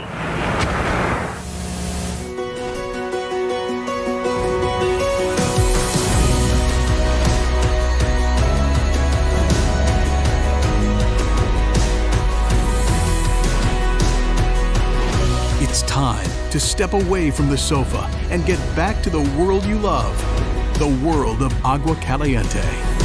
So get ready to rediscover that winning feeling again at Agua Caliente Casinos. And we are back in the bottom of inning number 5. Leading things off is the Brigham Young slugger, Tate Gamble, with an RBI single in his last trip to the dish. And here's the first pitch. And the 0-0 offering will be taken, looks like a breaking ball outside, starting him off at 1-0. The 1-0 pitch is swung on by Gamble. And that will move the count 1-1. Hoya really reaching back here. Yeah, we got word from our analytics team down there that he is hitting 90 to 91 consistently, and he's trying to show off a little slider action here early too. This early in the season, that's going to be tough to hit on a downhill mound like this. And honestly, not a hitter's ballpark. It's going to be tough to do something with that. But if they can make great contact, that ball's going to go a long way. Big 6'2" guy, only a 58-foot from the mound to the plate. Downhill mound, it's going to look more like 93. The 1-2 offering on its way, swung on and missed. That'll ring him up. And there is 1 away now. And that's just power. I mean, that's just power right there. I mean, he just blew all of those fastballs right by Gamble. And Gamble's a BYU guy. He's a big D1 guy. He's seen some tough pitching. And Gamble relaying a couple messages to his guys on his way back to the dugout. And that'll bring up Tyler Preece. First pitch from Hoya. A blazing fastball to start him off, but can't really get it down. It'll start him off 1-0. One out here and no one on. A couple times we've seen it pop out of his catcher's glove. That's how hard he's throwing it. 1-0 pitch. High again, 2-0. One of the drawbacks that I've seen with a lot of college-age guys that can shove is, they can't really control it like a lot of these 82, 85, change-up pitchers can. But he will find the zone with that one, apparently. So 2 balls, 1 strike. Allegedly found the zone there. But, you make a good point there, and that's why guys play summer ball just like this, is to get better and work on those things, get more innings.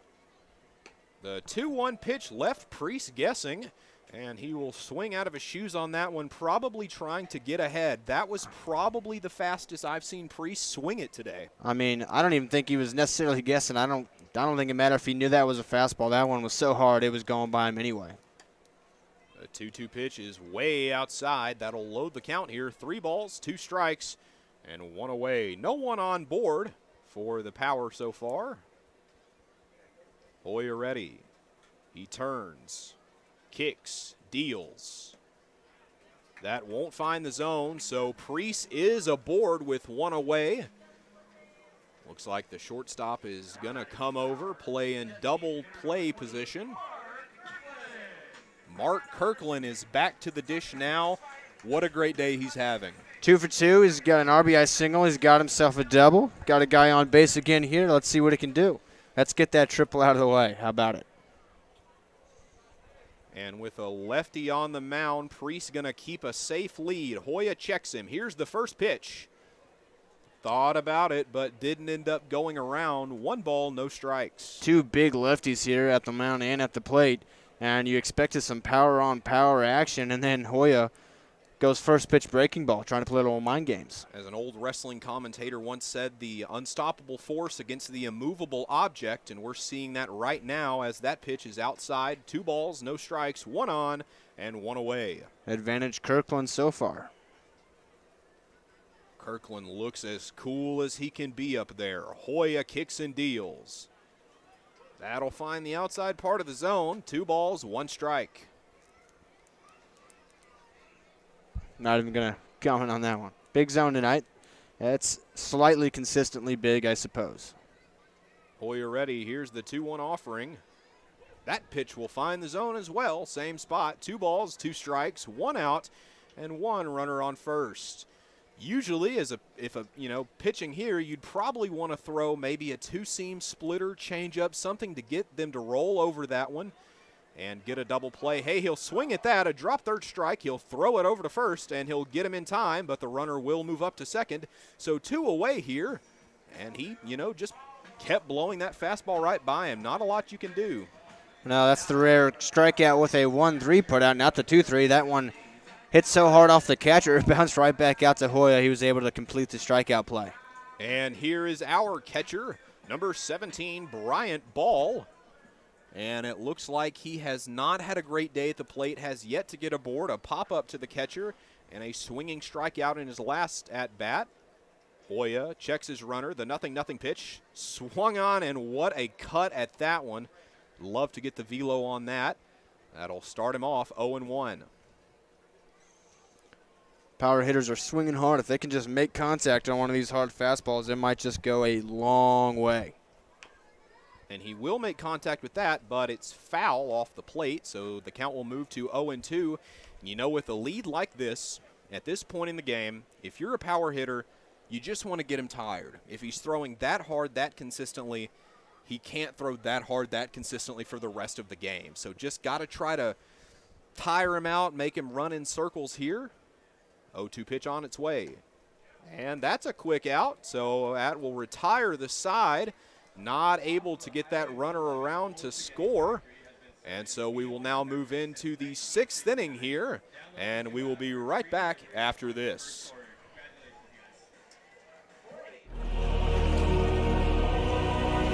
In the battle of the burgers, one man made a declaration of delicious. Jack. He set forth, armed with artillery no one saw coming. Boxes and boxes of mouth-watering burgers. He was determined to bring great taste to this great nation in the name of life, liberty, and the pursuit of flavor for all, so that everyone could taste history-making burgers. And America ate it up. True story. With fresher and tastier ingredients, we're making every burger better, like the new Double Jack. History never tasted so good.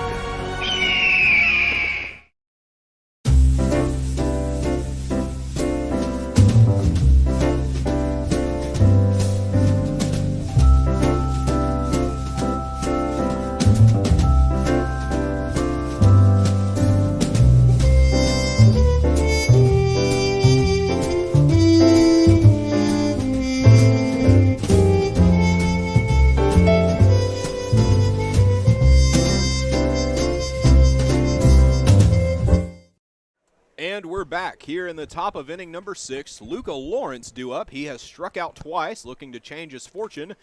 But it's not looking good early, as he will take a big hack at a pitch way outside the zone. 0-1. Tellez back out there after being in a groove in the 5th inning. Trying to continue at here. Quickly 0-2 on Lawrence. And it looks like some action out in the power bullpen, as some guys are warming up out there. And a quick punch out for Tellez. And we are now quickly 1 away here, as that will bring up the left fielder, A.J. Quezada. He's had a great day. He's 2 for 2, had a stolen base, hit the ball really hard a couple of times. If you're Tellez, you've got to be careful here. You cannot leave a pitch in there for him to hit, as he's shown he can go after and make contact, but not a problem so far. No balls, 1 strike. Tonight's beer batter, Luca Lawrence, has struck out 3 times. The fans here at Palm Springs Stadium are very happy. And every time he strikes out, you can see a lot of movement over there towards our third base side, getting themselves a cold drink on a warm summer night. The 0-2 pitch will bounce in front of the plate. 1 ball, 2 strikes. Well, we were 5 for 5 there on strikes, maybe looking at an immaculate inning, and then that one went about 47 feet. One of those things that as broadcasters we can't really comment on, don't want to ruin it. And the 1-2 pitch will not find the zone either. 2 balls, 2 strikes. An immaculate inning is not something you see a lot in baseball. Definitely one of the rarer feats, and you know, it's got to kind of treat it like a perfect game. Can't really talk about it. Don't want to ruin the splendor of it, if you will. Don't want to jinx anything. He'll foul that ball off 2-2. Nonetheless, Tellez has been great since he's came in. Had a rough, a little bouncy 4th inning, but he's been locked down here in the 5th and 6th. And with the guys that are usually utilized as starters, it usually takes them a while to find that groove. That pitch is swung on, hit into right center field. Center fielder trailing under it. There are 2 away quickly.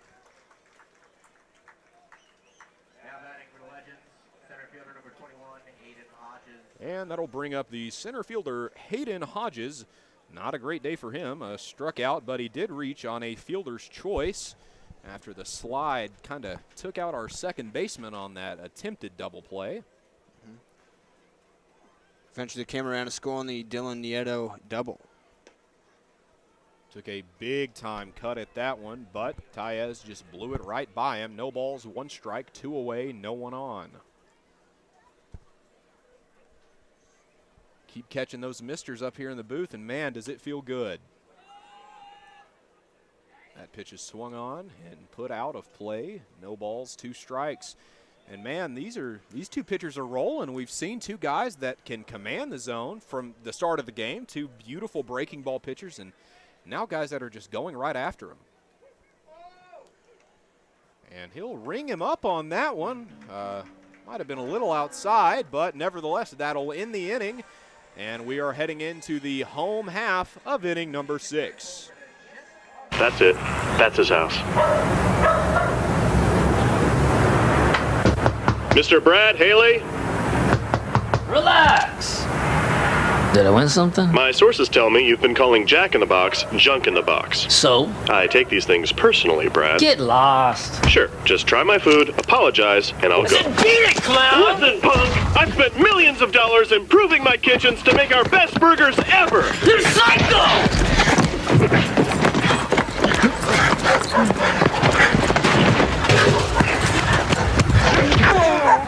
Oh, yeah! Whip 'em good, Jack! Brad, you get to try my best burger ever, and all I want is your honest opinion. Tasty! Really? You're not just saying that because I'm kneeling on your spine? No, I shouldn't have dissed your food, man. I'm sorry, Jack. Well, I'm sorry about the grass stains. Really? No.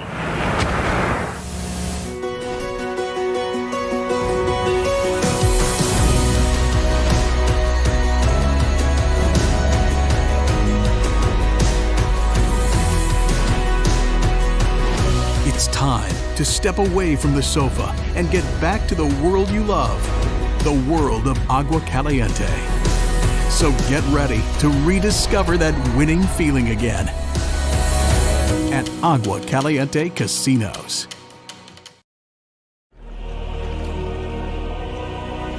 In the battle of the burgers, one man made a declaration of delicious. Jack. He set forth, armed with artillery no one saw coming. Boxes and boxes of mouth-watering burgers. He was determined to bring great taste to this great nation in the name of life, liberty, and the pursuit of flavor for all, so that everyone could taste history-making burgers. And America ate it up. True story. With here in the bottom of inning number 6, and as Zach told me in between innings, we're moving quiet well along here. Absolutely. I mean, already here in the bottom of the 6th. Game started at 7. It's only 8:38. Moving along. Power leading 6-1. So well ahead, but still moving along here. A comfortable lead with Leon, the third baseman, up to bat. A hard fastball there. They'll say he made a little bit of contact, so the count will start him off 0-2. This Anthony Hoya kid, I tell you what, he's going to go to a big program. If he gets noticed, he's got the stuff. He just needs a little touch-up on the control. He's going to be a good arm. If he can rein that fastball in, he will be a big-time, bullpen guy, somebody you bring in the 7th to just blow it past him. But with a lot of guys, they got the stuff. It's a matter of controlling it. And he's doing an okay job of that here. See what the power hitters can do against him. And that pitch is swung on. That might get down, and it will. So Leon will start us off here in the bottom half of inning number 6 with a single. And with a comfortable lead here, if you can capitalize and continue to build that lead, you're going to be in a good spot going forward. Well, Leon's got himself a 2-hit day now with a single and a double. He's got an RBI and a stolen base. Let's see if he's aggressive out there on the base pass again, as we're back at the top of the order with Dalton Thomas. Dalton Thomas stepping in here. Leon gets a good lead off first, being held on by the first baseman Lawrence. Hoya comes set, eyeing down that runner. Kicks and deals the 0-0 offering. Will not find a corner of the zone. Close one there. 1 ball, no strikes. And to go back to that Leon hit, it really is just a jam shot, pop up in the right center field, gets down, hit them where they ain't. Sometimes it's better to be lucky than good. And a big-time cut at that one as Hoya had him guessing. So that will move the count here to 1-2. And with the way Hoya's pitching, you'll take some luck. You will take some luck. You're just kind of, guy throwing in the 90s, you're just kind of throwing your bat out there hoping you make a little contact. Hard to see it out of his hands. Runner goes for second, but it's a wild pitch, so he will not continue to third. He will hold up there as this Thomas at bat will continue. I'm not the official scorer. I'm going to give Jason Leon a stolen base on that. If he would have saw that it got away, he would have had a shot at third, but he was going hard for that stolen base. Probably would have made it there anyway with that speed. So he will take a good lead off a second. And after that stolen base, Hoya is going to be checking him back. The shortstop creeping right in behind. The pitch, that won't find the zone. 3 balls, 1 strike. Big time opportunity here for Thomas to get something going here. He walked his first time up back in the 4th, trying to make up for a 4K day yesterday. And a big, I almost felt the air off of that swing as that'll load the count. 3 balls, 2 strikes, no one out. Saw that fastball. His eyes got real big in this big opportunity. Runner on.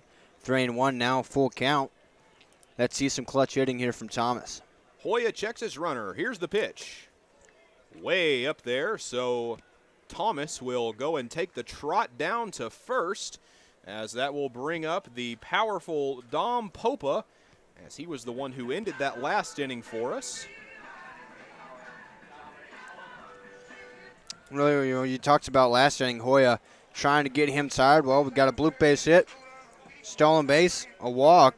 Now they got somebody else warming up out in the bullpen, and catcher Eddie Diaz going out there to talk it over with Hoya. As Diaz will head back to the dish. 2 runners on here, no one out so far. And it looks like we're going to maintain that 6-1 lead, hoping to add a couple more here as Popa's ready. Hoya comes set, checks on his runners. Here's the pitch. Outside of the zone, 1 ball, no strikes. And with no one out, if you're Hoya, you got to change up the way you're pitching. You'll eye that lead runner down. The 1-0 pitch, way inside. Surprised to say that didn't catch him. And those runners are just going to go ahead and trot up to the next base like it did catch him, so runners on second and third. It did almost seem like the runners and catcher Eddie Diaz thought that it hit him, as he kind of just lackadaisically jogged back to the baseball, as did the runners as they moved up to second and third.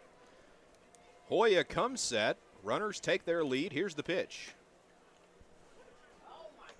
And that pitch will be outside. 2 balls, 1 strike. Called a strike. Was outside. Still big opportunity here for Popa. The 2-1 pitch won't find the zone. 3 balls, 1 strike, but no one out and 2 runners in scoring position. So we got to be expecting to see that legend skipper come out of the dugout soon. That pitch won't find the zone either, as we mentioned it earlier. Maybe Hoya's a little tired now. He's throwing like he's kind of winded, taking more time between those pitches, getting back on the rubber. So 2 walks in a row. I mean, it's and those last few missed bad. I mean, we'll have to see here. I mean, who else but Noah Blythe at the plate? Noah Blythe has now in his second bases loaded appearance, but hey, there's no one out so far. Hoya going to have to be careful. The 0-0 pitch, a slow breaking ball, took a little off that. The ball will get past the pitcher, the runner breaking for home, and he'll be in there safe, as that opens the game up even more now, 7-1, and the bases, while they're not loaded anymore, Noah Blythe is still up at the dish, so can't tread lightly here. It's going to be an error on Eddie Diaz trying to throw the ball back to the pitcher. But still, Noah Blythe 2 for 3 today with 2 singles and 2 RBIs. He's got an opportunity for more. I mean, at this point, he's just going for back-to-back player of the games. First baseman playing in bunt defense here. Hoya with the pitch. That won't find the zone. 1 ball, 1 strike. It's interesting that they're expecting the bunt here with the first baseman playing so far up. I mean, if you're Noah Blythe, why would you bunt? The 1-1 pitch is swung on. He'll make contact. But that runner from second will just trot on over to third. I don't think he realizes. I thought that ball, he got a piece of that ball that's being played as if it just got away from Diaz. So that's going to be, I believe Thomas just moved up to third base. And the runners for the Power are playing some mind games on this Legends pitcher and, the Legends battery, really. And a big cut at that one, as that will set down Blythe, his first strikeout of the day. And correct me if I'm wrong, is that his first strikeout of the season? It is. Anytime you can get your first strikeout of the season as a starting guy in the second game, in the late innings of the second game, if I'm Coach Dill or if I'm Coach Bry, that's a big sign. Absolutely. Blythe's been great for him. So is Michael Groves. He's up at the plate here. runners at the corners. One away here. Hoya comes set. Groves at the plate. Here's the pitch. Runner goes for second. The throw outside. Throw down to second. Not in time. So now 2 runners in scoring position. And some smart base running as that will completely eliminate the double play possibility. And that would have been the only lifeline for this Legends defense. Now just a base hit to the outfield will score 2 with Popa's speed at second base.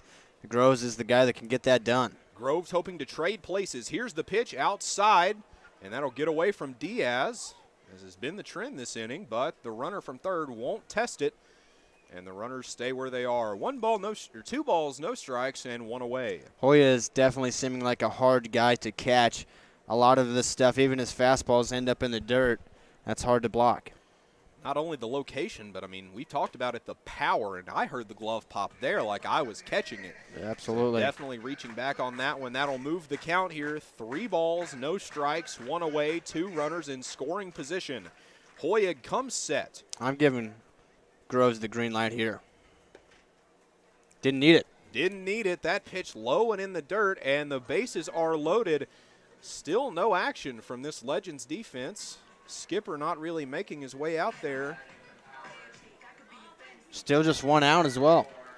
And, man, if I'm, Hoya, this is a tough spot. I got Tate Gamble up, who's been productive at the plate in these past 2 games. 1 away. I'm hoping to turn a double play and just count my losses, lick my wounds, and head back into the dugout. Power lead at 7-1 now and trying to add on. Big opportunity here for the BYU product, Tate Gamble. Hoya stepping off, gathering himself. He comes set from the stretch. Here's the pitch. And that pitch outside, but called a strike. No balls, 1 strike. And if you're listening in, you can hear my partner in the booth take a deep breath after that one. It's been the theme all game long. And the wild pitch as the runners will calmly advance, and yet another run will come across on a passed ball. So it is now 8-1 Power, and the runners move up. 2 outs here, and runners on second and third. Still a big opportunity here for Gamble to drive himself in a couple. You got to wonder, with no one in the bullpen for the Legends, and after this inning for Hoya, why are you not making a move? No, he's throwing a ton of pitches this inning alone. That pitch is swung on, hit into left field, but it'll be just foul. Over into the bleachers down the third base line. The at-bat, unfortunately for Hoya, will continue. 1 ball, 2 strikes, 1 away. And with 1 out and 2 runners in scoring position, this is a tricky situation for a guy struggling to find his stuff. I'll give it to him. He's still throwing plenty hard through this many pitches. But, I mean, it's just all over the place. A lot more wild pitches this inning. Definitely gassed out there. Pitch from Hoya. That is outside, so that'll even things up here. 2 balls, 2 strikes, 1 away, 2 runners still on. 8-1 Power in the top of inning number 7. Gamble, a really patient hitter. He's not going to expand his zone too much. That'll pop out of the glove here as that will load the count. 3 balls, 2 strikes, 1 away. Gamble looking to make something happen, whether it's a walk to load up the bases for Priest coming in behind him, or if he's looking to drive in a couple runs. Nevertheless, the pitch from Hoya is well high, so he will take the trot on down to first. Hey guys, if you're missing, and that will bring up the second baseman, Tyler Priest. That is Tate Gamble's 4th walk now in 2 games. So very patient hitter, which I like to see. I'm an old school guy. I like hitters that will take a lot of pitches and get on base any way possible. Zach, I'm the same way. Plate discipline is the biggest attribute for a hitter, in my opinion. That ball is passed yet again, and another run will cross. The runners will move up, so we've seen this situation over and over and over and over again. 1 away, runner on second, runner on third. And Tyler Priest standing in. 1-0 the count as Hoya makes the long walk back to the mound. Still no action from that Legends dugout. 3 runs scored so far this inning. No RBIs attributed to the Power because they've all been on wild pitches or pass balls. And that is pretty wild. That pitch no better, as that'll get us into a 2-0 count. one away here with a runner on second and third. Hoya comes set. Here's the 2-0 offering. Swung on, a ground ball to short. Shortstop up with it. The throw over to third. They'll tag him for the out. A peculiar choice for the play there, but they'll get him nevertheless as there are 2 away. And the run will come across. So the score now, Power 10 and Legends 1. And Priest finally gets an RBI, albeit on a fielder's choice, but the first actual RBI for a power hitter this inning. And a 9-run lead. And that will bring up the next hitter, Mark Kirkland. A great day for him as it'll continue. That ball is past the extended glove of the second baseman. He'll round first, but he'll head on back to first as Tate Priest will move around the diamond over to third. Runners on the corners with 2 away here. I think Mark Kirkland might just be the player of the game. He's now got 3 hits, 2 singles, a double. He's got an RBI. He's got a stolen base. I mean, that's the job description. Big time at-bats continuously and being consecutive with your success at the plate, but that'll bring up now the catcher, Bryant Ball. He's wanting to get in on this action. And he will, as that's a ground ball over to short. Shortstop throw over to second to get the force, and that will finally retire the side. We head now into the top of inning number 7. The score, Power 10 and Legends 1.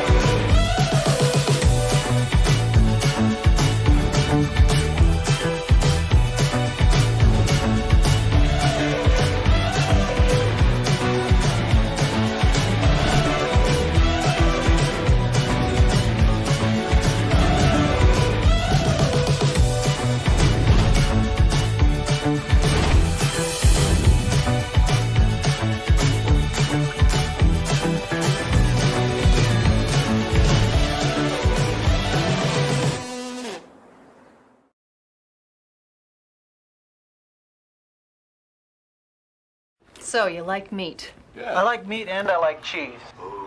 Meat. Watch the monitor. This is the ultimate cheeseburger from Jack in the Box. It's a big cheeseburger for purists. Just meat and cheese. I like the meat and cheese part. Yeah. But why a bun? Bun's not meat nor cheese. Word. You lose that bun, you got something. Without the bun, your hands would be covered with meat and cheese. All right, we'll look into that.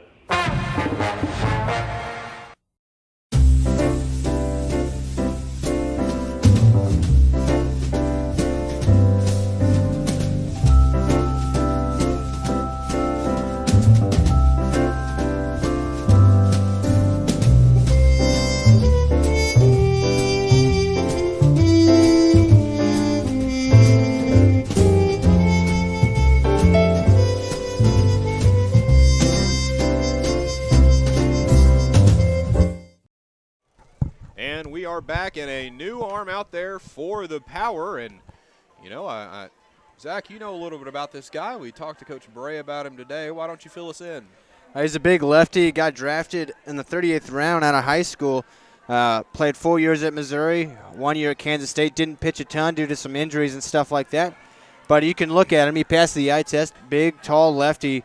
Worked well on this mound. Hopefully we'll get to see him. Coach Bray, very excited to see him pitch. And if a coach is excited to see him pitch, then you know I am. And leading off for the Legends, the third baseman, Dylan Nieto. And a good day for him so far. He's reached on a hit by pitch and a double. And that first pitch is in there, ball 1. Definitely been the probably star of the game for the Legends thus far. I think the save or the hold statistic is a little out of the question with a 9-run lead. And as you told me over the break, 4 runs on 2 hits last inning, but 10 runs on 9 hits throughout the game, so a great power offense so far. And with that pitch, that will move the count here, 3-0. Looks like he's needing a little time to find his rhythm here. Robertson kicks, he deals. The 3-0 pitch won't find the zone, and a 4-pitch walk to start things off for his outing here tonight. And a big group of kids down that line with Rocky getting ready for the 7th inning stretch, as that will bring up Eddie Diaz to the plate.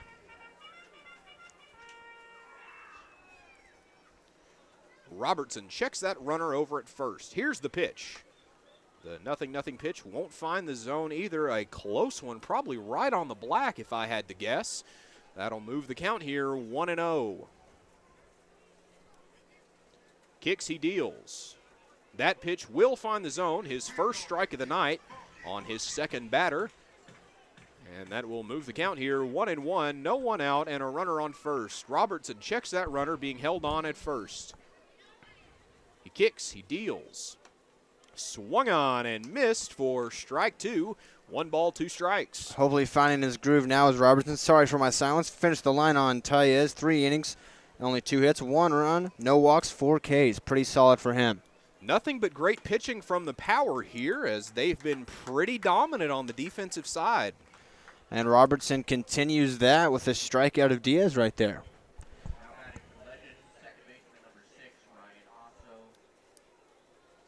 Ryan also due up now, the second baseman. He has popped up twice now. Robertson set, checks his runner. Here's the pitch. The 0-0 offering is in the zone, and now Robertson is finding his groove here. Absolutely. This is what we wanted to see. It took him a minute to get into it, 1 batter, and now he's got it going. Now he's shaking those first game jitters off. Here's the, and that's a back pick over to first by the catcher. Might have had him, but the first baseman dropped the ball. A close one nevertheless. Very strong throw from Ball there, just a little low in the dirt, hard for Groves to pick out. But let's look to see Ball do that a lot this year. He's got a cannon, as does the other catcher, Carson Blatnick. Robertson finding his groove, 0-2 the count. Here's the pitch. Swung on and missed. Strike 3, as there's 2 away here with a runner on first. He just blew that by him. Those last 2 pitches of that at-bat also didn't stand a chance. I mean, that's why he got drafted. That's why he's played at Missouri and Kansas State. That fastball is professional level. And, I mean, you know, getting drafted is one thing, but playing at 2 powerhouse D1 schools, that's a feat in and of itself. Here's the 0-0 from Robertson. That will not find the zone. 1 ball, no strikes, 2 away, 1 runner on. I'm going to have to ask our analytics guys on this fastball velo, because he is humming that thing in there. He's not throwing much of else right now. Comes set, checks that runner being held on. He'll go to the plate. That ball is swung on, but hit foul right behind the bleachers. 1 ball, 1 strike, 2 away. Runner still at first. Robertson back to the rubber. Nieto gets his lead. Here's the pitch. Nieto goes, a swing and a miss, but the throw down will be to the shortstop, so just a little wild, but looked like the catcher might have gone down on that one. Maybe batter interference, so that is how the inning ends. It was a strikeout anyway, I believe, so the throw I don't think was necessary. Well, either way, that is how this one comes to an end here in the top of the 7th. So as we now move into the 7th inning stretch, we'll let you get some time to stretch your legs and hear about our sponsors. It's one thing to be honored as an esteemed Forbes award-winning resort. It's quite another to be honored 3 years in a row. Agua Caliente Casino Rancho Mirage is proud to once again be the recipient of the Forbes 4-Star Award for both our extraordinary hotel and the steakhouse, and Forbes' highest honor, the prestigious 5-Star Award for Sunstone Spa. Agua Caliente Casino Rancho Mirage, your 5-star escape.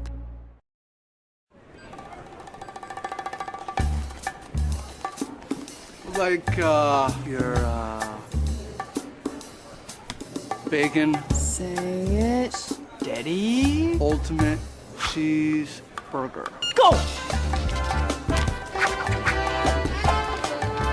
Your bacon ultimate cheeseburger. Hot. Yes, we are. We won't make it till you order it. Our best bacon ultimate cheeseburger ever. Now at Jack in the Box.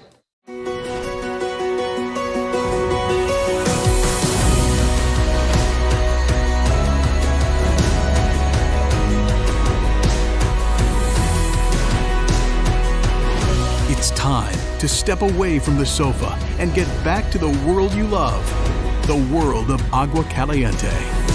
So get ready to rediscover that winning feeling again at Agua Caliente Casinos.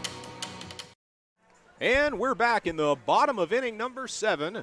The Power still hanging on to a commanding 10-1 lead, and a new arm up and on the mound for the Legends.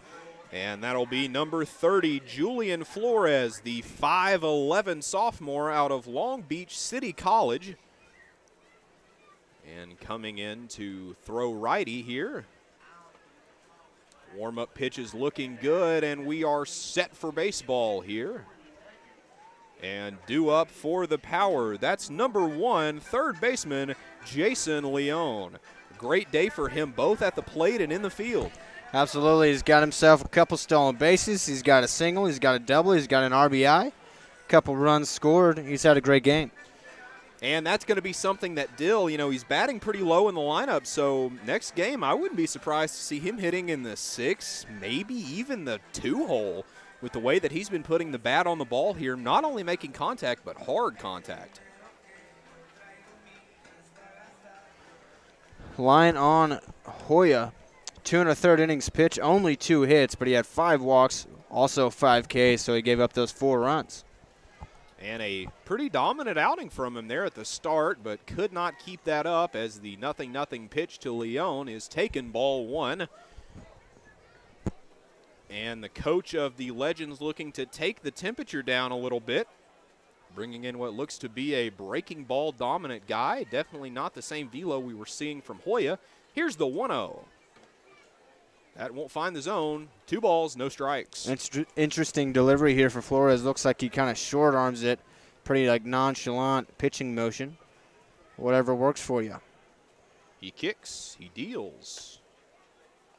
And that ball is taken. 3 balls, no strikes. And, now that you mention it, he's not really utilizing that upper body as much. Getting most of the drive from his legs. The 3-0 offering. Well inside, may have hit him, but nevertheless, he will take first as there's 1 aboard with no 1 out. And that will roll things over, and we're back to the top of the lineup with Dalton Thompson, number 8. Thomas has had 2 plate appearances since coming in for Cole Abrams, and he has walked twice. He's walked in each of those plate appearances. A walk machine at the plate, Dalton Thompson. Had a pretty solid start last night. Here's the pitch from Flores, the 0-0. And went with a quick delivery. Might have quick pitched him, but nevertheless, he'll get that in the zone. No balls and 1 strike. No one away here with 1 runner on. Flores checks his runner, gets a sign, comes set. Here's the 0-1 offering. That ball made good contact right back up the middle, short to second to first. And the classic 6-4-3 double play. So 2 outs here and a pretty effective start here for Flores. Yeah, I'm not a math guy, but 6 plus 4 plus 3 equals 2. That it does. In baseball. And Flores, walked Leone, 4 pitches. It only takes 1, the ground ball. He got the double play, so Jacob Mejia is going to be pinch hitting here, looks like, for Dom Popa. So Mejia standing in, Flores at the bat, or on the mound. That pitch was swung on, no balls, 1 strike.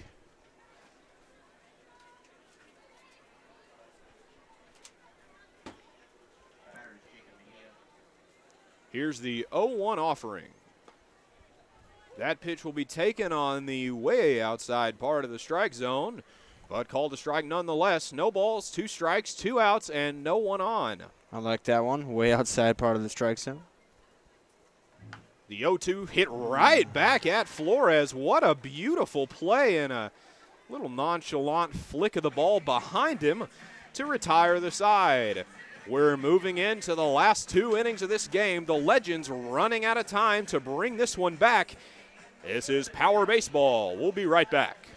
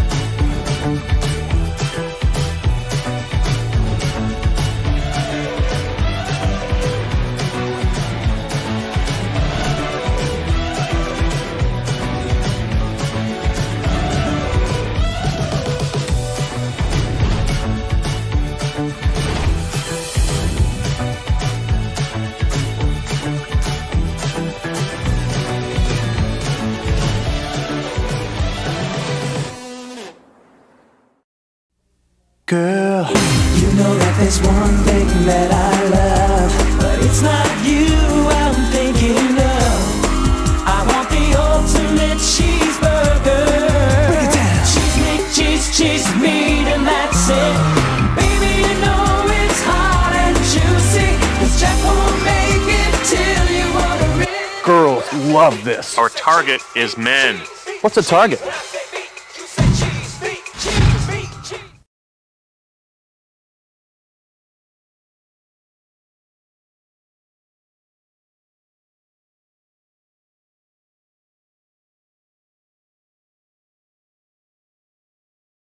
So, you like meat?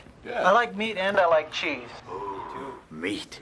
Watch the monitor. This is the ultimate cheeseburger from Jack in the Box. It's a big cheeseburger for purists. Just meat and cheese. I like the meat and cheese part. Yeah. But why a bun? Bun's not meat nor cheese. Word. You lose that bun, you got something. Without the bun, your hands would be covered with meat and cheese. All right, we'll look into that.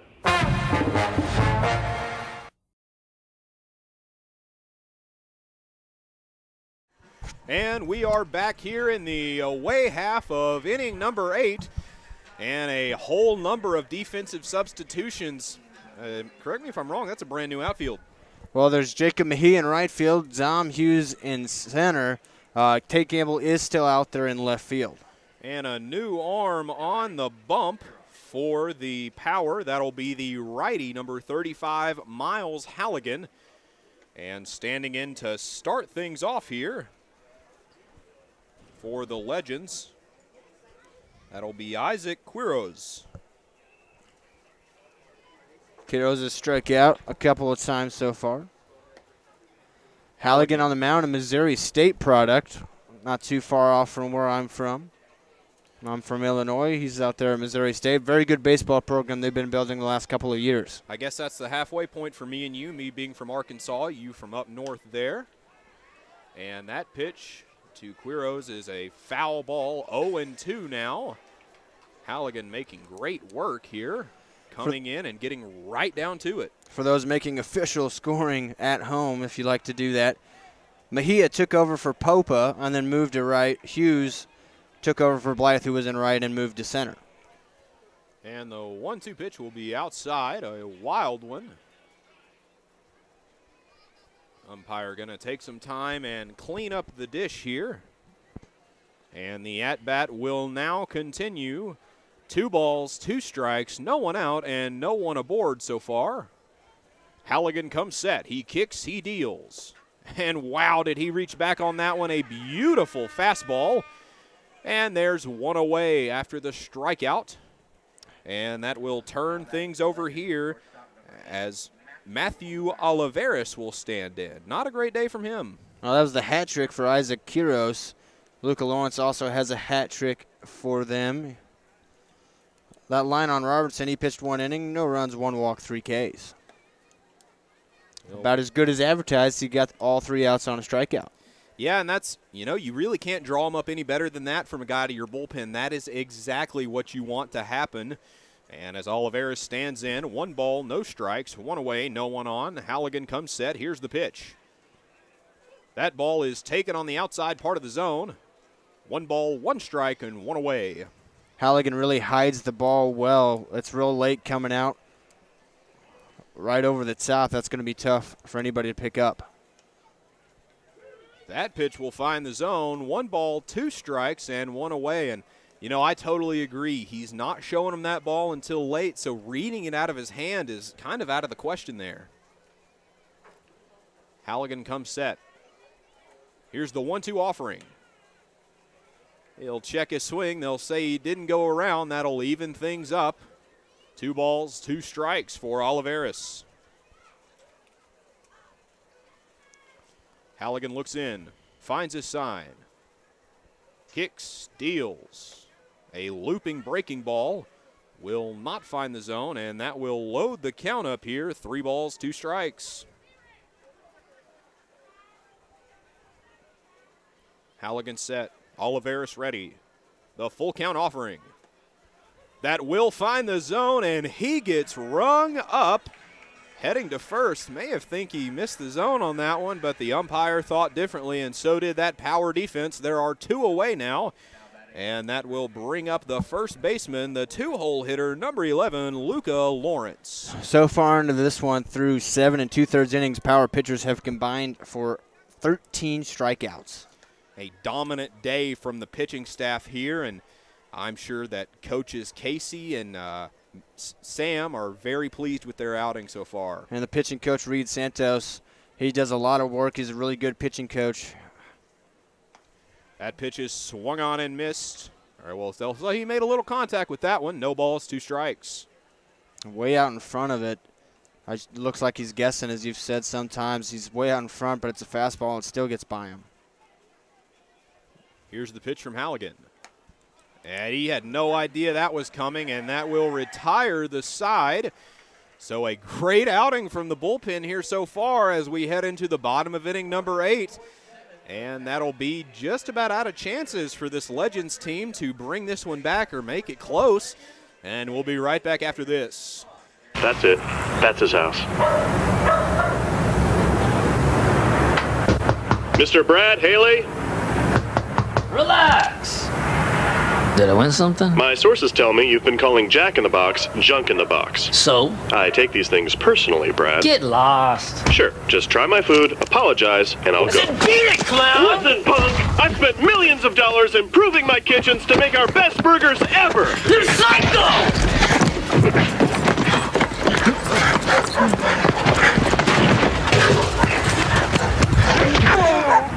Oh, yeah! Whip 'em good, Jack!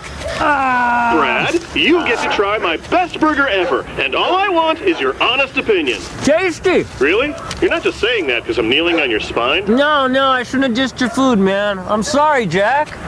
Well, I'm sorry about the grass stains. Really? No.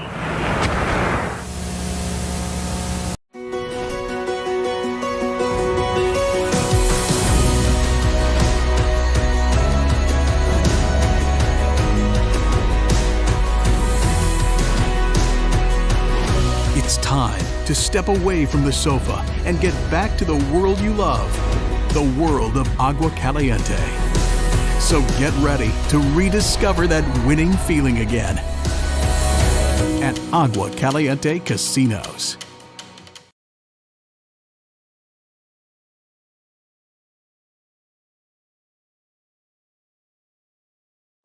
And we're back here in the top half of inning number 8.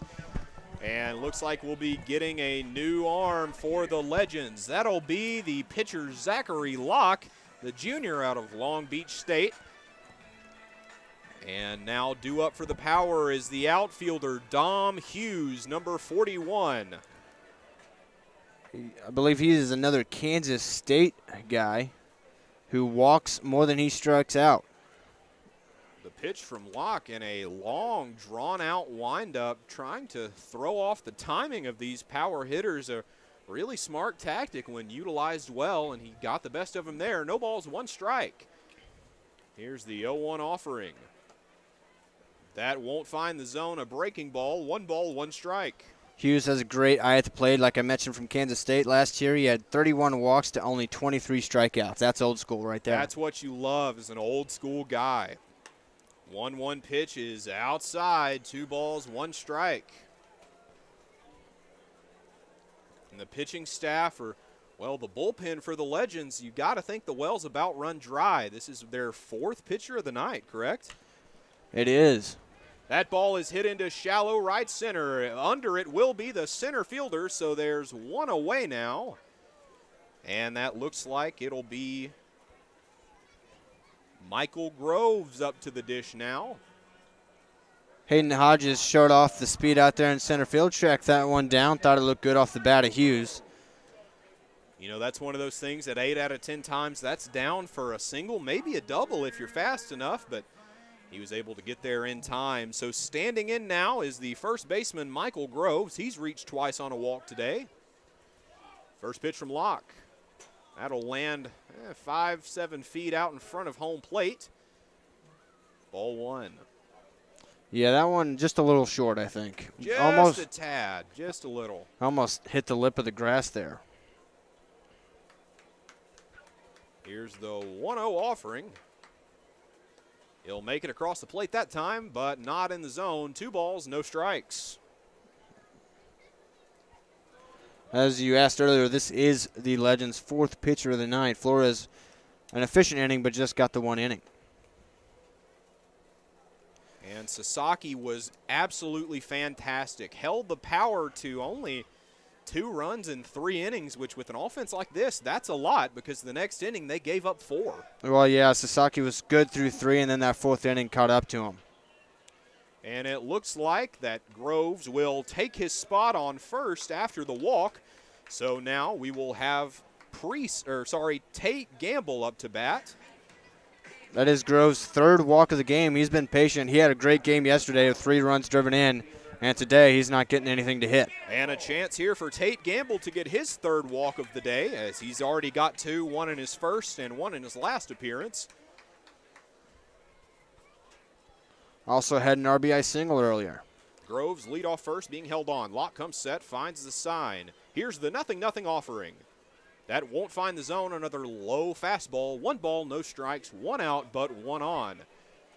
The middle infield looks to be communicating with their first baseman, trying to make something happen, a game plan for a ground ball, looking to roll it here. Throw him a 2-piece, as I've heard many ball players say in my past. Here's the 1-0 offering. That won't find the zone either. 2 balls, no strikes, but 1 away here with the power, a commanding lead late in this one. And, you know, I certainly don't want to speak too soon, and I may kick myself, but it's just about all but over. Yeah, I mean, a 10-1 lead here with the power in the bottom of the 8th. Why not add on some more? But it's looking good so far. Everything's seeming really low here for Locke. He's got to try to get something back up, but not too far up into the zone. And the 2-0 offering will bounce across the plate as well. 3 balls, no strikes, 1 away with a runner on. Now, Austin, you may be doing play-by-play, and this should be my job as the color guy, but you're a former college pitcher, at least for a little bit. What is maybe a reason why that you'd be missing low so much? Well, a downhill mound, maybe this guy's not quite used to it, maybe getting a little late release, bouncing it up to the plate. So just something you've got to work on in the bullpen. You know, get that release point a little earlier, maybe even take something off of it, you know. Try not to shove it quite as hard. You're going to lose velocity, but, you know, might be worth it just to fill up the zone. Well, you called that one as Tate Gamble just got his 3rd walk of the game, back-to-back walks here. And Tyler Priest stands in. He's been walked before, but he's had a great day so far. Locke looks in. Runners on second and first baseman in bunt defense. Locke checking that runner a lot. Here's the pitch, the 0-0. That's a bouncing ball. Catcher can't find it. So the runner will round 3rd, but not head for home. I certainly feel for Eddie Diaz behind the plate for the Legends tonight. He has had a busy night, a lot of pitches in the dirt from really each pitcher, and he's been having to work hard back there. And he's been working hard. It feels like every other pitch he's having to jump up and go grab that ball. So Locke looks in. Runners on second and third. 2 guys in scoring position. With 1 away here, Priest ready, Locke ready. Here's the 1-0 offering. Swung on, good contact, but a grounder to third. Runner from second won't go. Throw to first will be in time, and that'll get Priest. But the run from Groves will come across to score. And there are 2 away now. And standing in is the powerful a designated hitter. And Tyler Swan is due up now. Going to be pinch hitting for Mark Kirkland. Kirkland had himself a great day, ends 3 for 4 with 2 singles, a double, an RBI, and a stolen base. And Swan, the college freshman, the right-handed catcher, as he'll make some good contact on his first pitch of the night, a foul ball. At this point, up to 11-1 now. Casey Dill just trying to get some more guys at bats here early, trying to figure out who's going to be the starting lineup for the rest of the season. It might not be the same at the end of the season that it is right now. And typically in summer ball, that's one of those kinks you have to iron out. Who am I going to put in the starting lineup? And for the first couple, and that ball is hit into the gap in left center field. The runner from second will come around to score. The runner from first will trip rounding first. But he'll get back in time, and, man, he looks shaken up over there. So Swan took a hard dive into the dirt there, a swan dive, if you will. but he'll make it back in time. Hey, his teammates will have fun with that one, but hey, that's okay. He got himself an RBI base knock. In his first AB of the night, coming late in this one, he will grab an RBI, and that'll bring up the catcher, Bryant Ball. That ball was tattooed, by the way, by Swan, not to take anything away from him. Here's the pitch from Locke. That's outside, ball one. 1 ball, no strikes, 2 away with a runner on first. And if you're Coach Dill, you're very happy with what you've seen tonight on all fronts. Base running, defense, pitching, hitting, bullpen. There's no lackadaisical effort coming from this power team. Now, it's been a very solid day all around. The pitchers have combined for 14 strikeouts thus far. The hitters have scored 12 runs, some of that with base running on wild pitches. Everything's working in full effect, and you love to see that so early in the season. And a 1-1 count. Locke comes set, 2 away, runner on first. The pitch is, well, I guess it was in the strike zone. 1 ball, 2 strikes, and 2 away. I think home plate umpire might be a little bit tired, trying to get home. I think somebody's trying to get home in a timely fashion tonight. To be fair to him, he's been calling that all game. Locke comes set. The 1-2 offering on its way. That'll run way inside. Hit the knob of the bat maybe. It looked like it hit him, but no reaction from Ball, and they called it a foul ball. Must have hit off the knob. Eddie Diaz looks absolutely winded behind the plate right now, taking a long time to get up and go after that one. I do not envy his position at all. He's had a long night.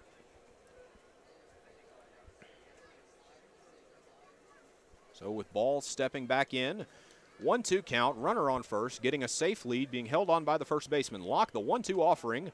That'll find the zone, and they were sure about that one, and they'll ring him up, as that will end matters here in the 8th. We have 1 more inning to go. This is the last opportunity for these legends to put up, well, 12 runs here. They're going to need a big one. We'll be right back after this with more Power Baseball. In the battle of the burgers, one man made a declaration of delicious. Jack.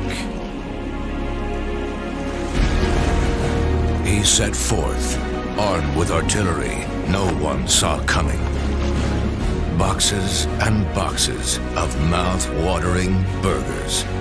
He was determined to bring great taste to this great nation in the name of life, liberty, and the pursuit of flavor for all, so that everyone could taste history-making burgers. And America ate it up. True story. With fresher and tastier ingredients, we're making every burger better, like the new Double Jack. History never tasted so good.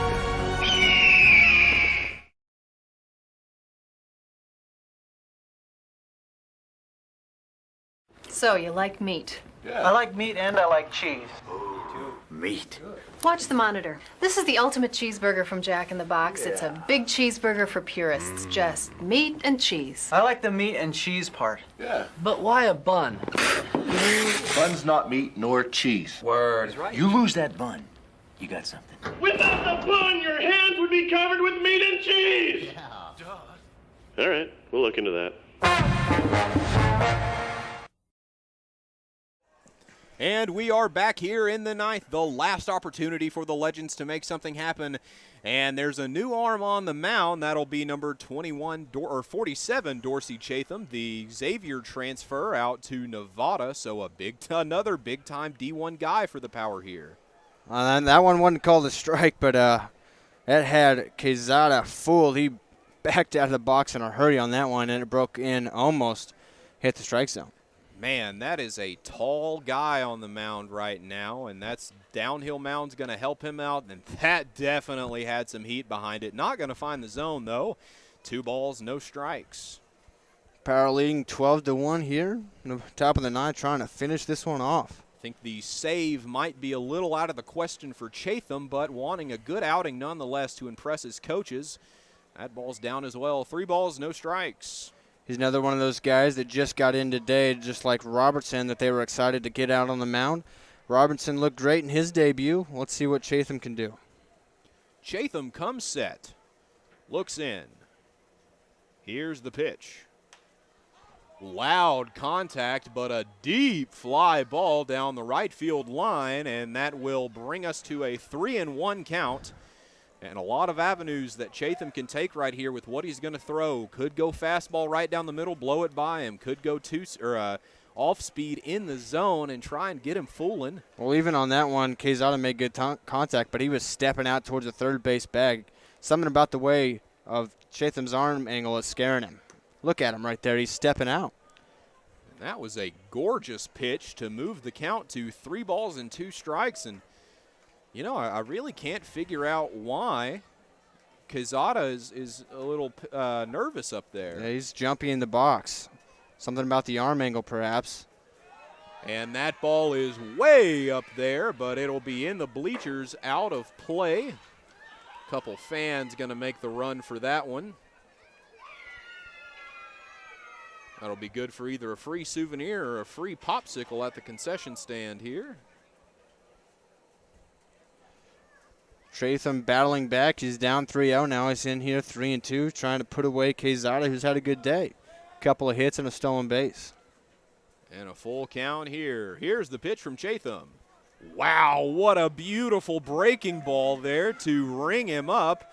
And I guess we've had our fun with the fastball, but now let's get back to Dill's specialty, breaking ball pitchers. Yeah, and that one, again, Quezada, it's got to be something about the arm angle. I'm going to be looking here for Hayden Hodges to see if he has similar troubles seeing the ball out of the hand and causing him to be jumping in the box. That is, by the way, the 15th K for power pitchers here today. Ball going to call timeout and run out to have a word with his guy, looking to maybe clear up some signals there as Chatham will head back.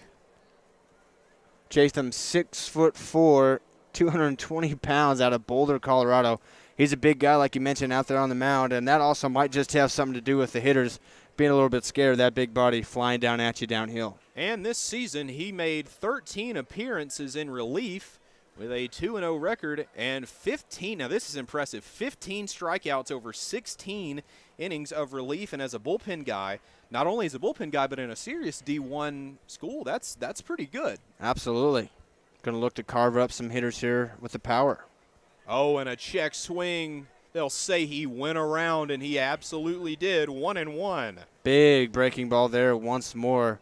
If he can control that fastball and throw a big, hard fastball in there and then snap off that breaking ball, hitters don't stand a chance. Chatham looks in to get his sign. Hodges putting a little more distance between himself and the plate than his previous teammate did. That ball won't find the zone. 2 balls, 1 strike, 1 away here in the top of inning number 9. Chatham, the right guy to come in and close things out. You've got to wonder if he's going to be the bullpen closer for the Power. And, well, I don't want to speak too soon, but he's got the stuff to do it. That'll find the zone. 2 balls, 2 strikes. Shows a fastball there. Has shown the breaking ball. He's got great stuff, like you mentioned. And hopefully Reed Santos, Casey Dill, and the Power coaching staff can rein something in for him and make him just even that much better. The 2-2 offering on its way. A good breaking ball, but swung on and hit weakly to the shortstop, who will have trouble coming up with it. And that'll probably be credited as an E6. That was Leon, who moved over to short for this half inning. His more natural position, and that one was a tough liner to judge. That's a tough error, but probably when you get your glove that close to it, need to make it happen. So Chatham will look in, get his sign. No one holding that runner on. Double play in their minds. A sharp foul ball. That'll hit the pole right down the first base line. And that'll be Nieto up to bat here, the catcher. A bunch of fly balls in his, or a pretty good outing for him. A walk and some sharply hit base hits. Yeah, he had that 2-run double, or excuse me, just 1-run double.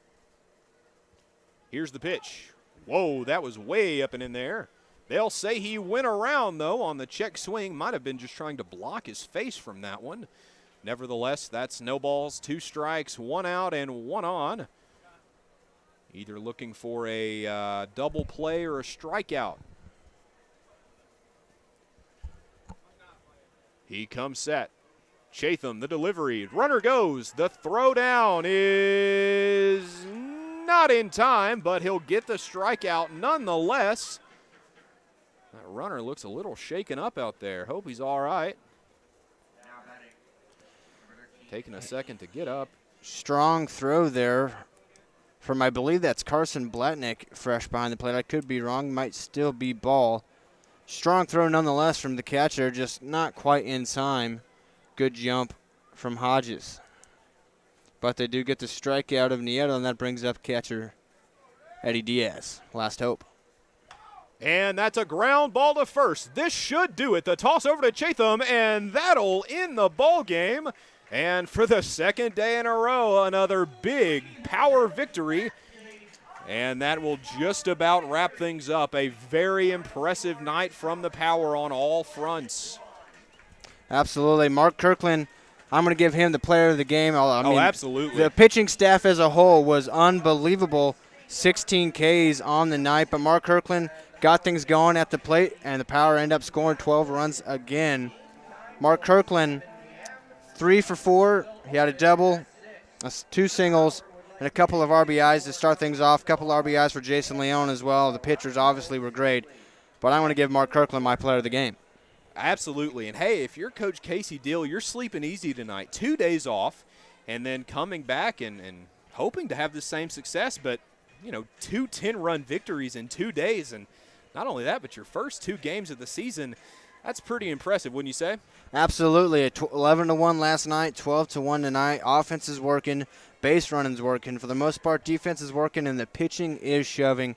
The amount of crazy breaking balls that we have seen in these last 2 nights, it's going to be a fun summer. And there you have it, folks. Another Power victory. And, hey, we look forward to seeing you again soon. Thanks for tuning in, and have a great night. This has been Austin Stokes alongside my partner in the booth, Zach Reynolds. Have a good one.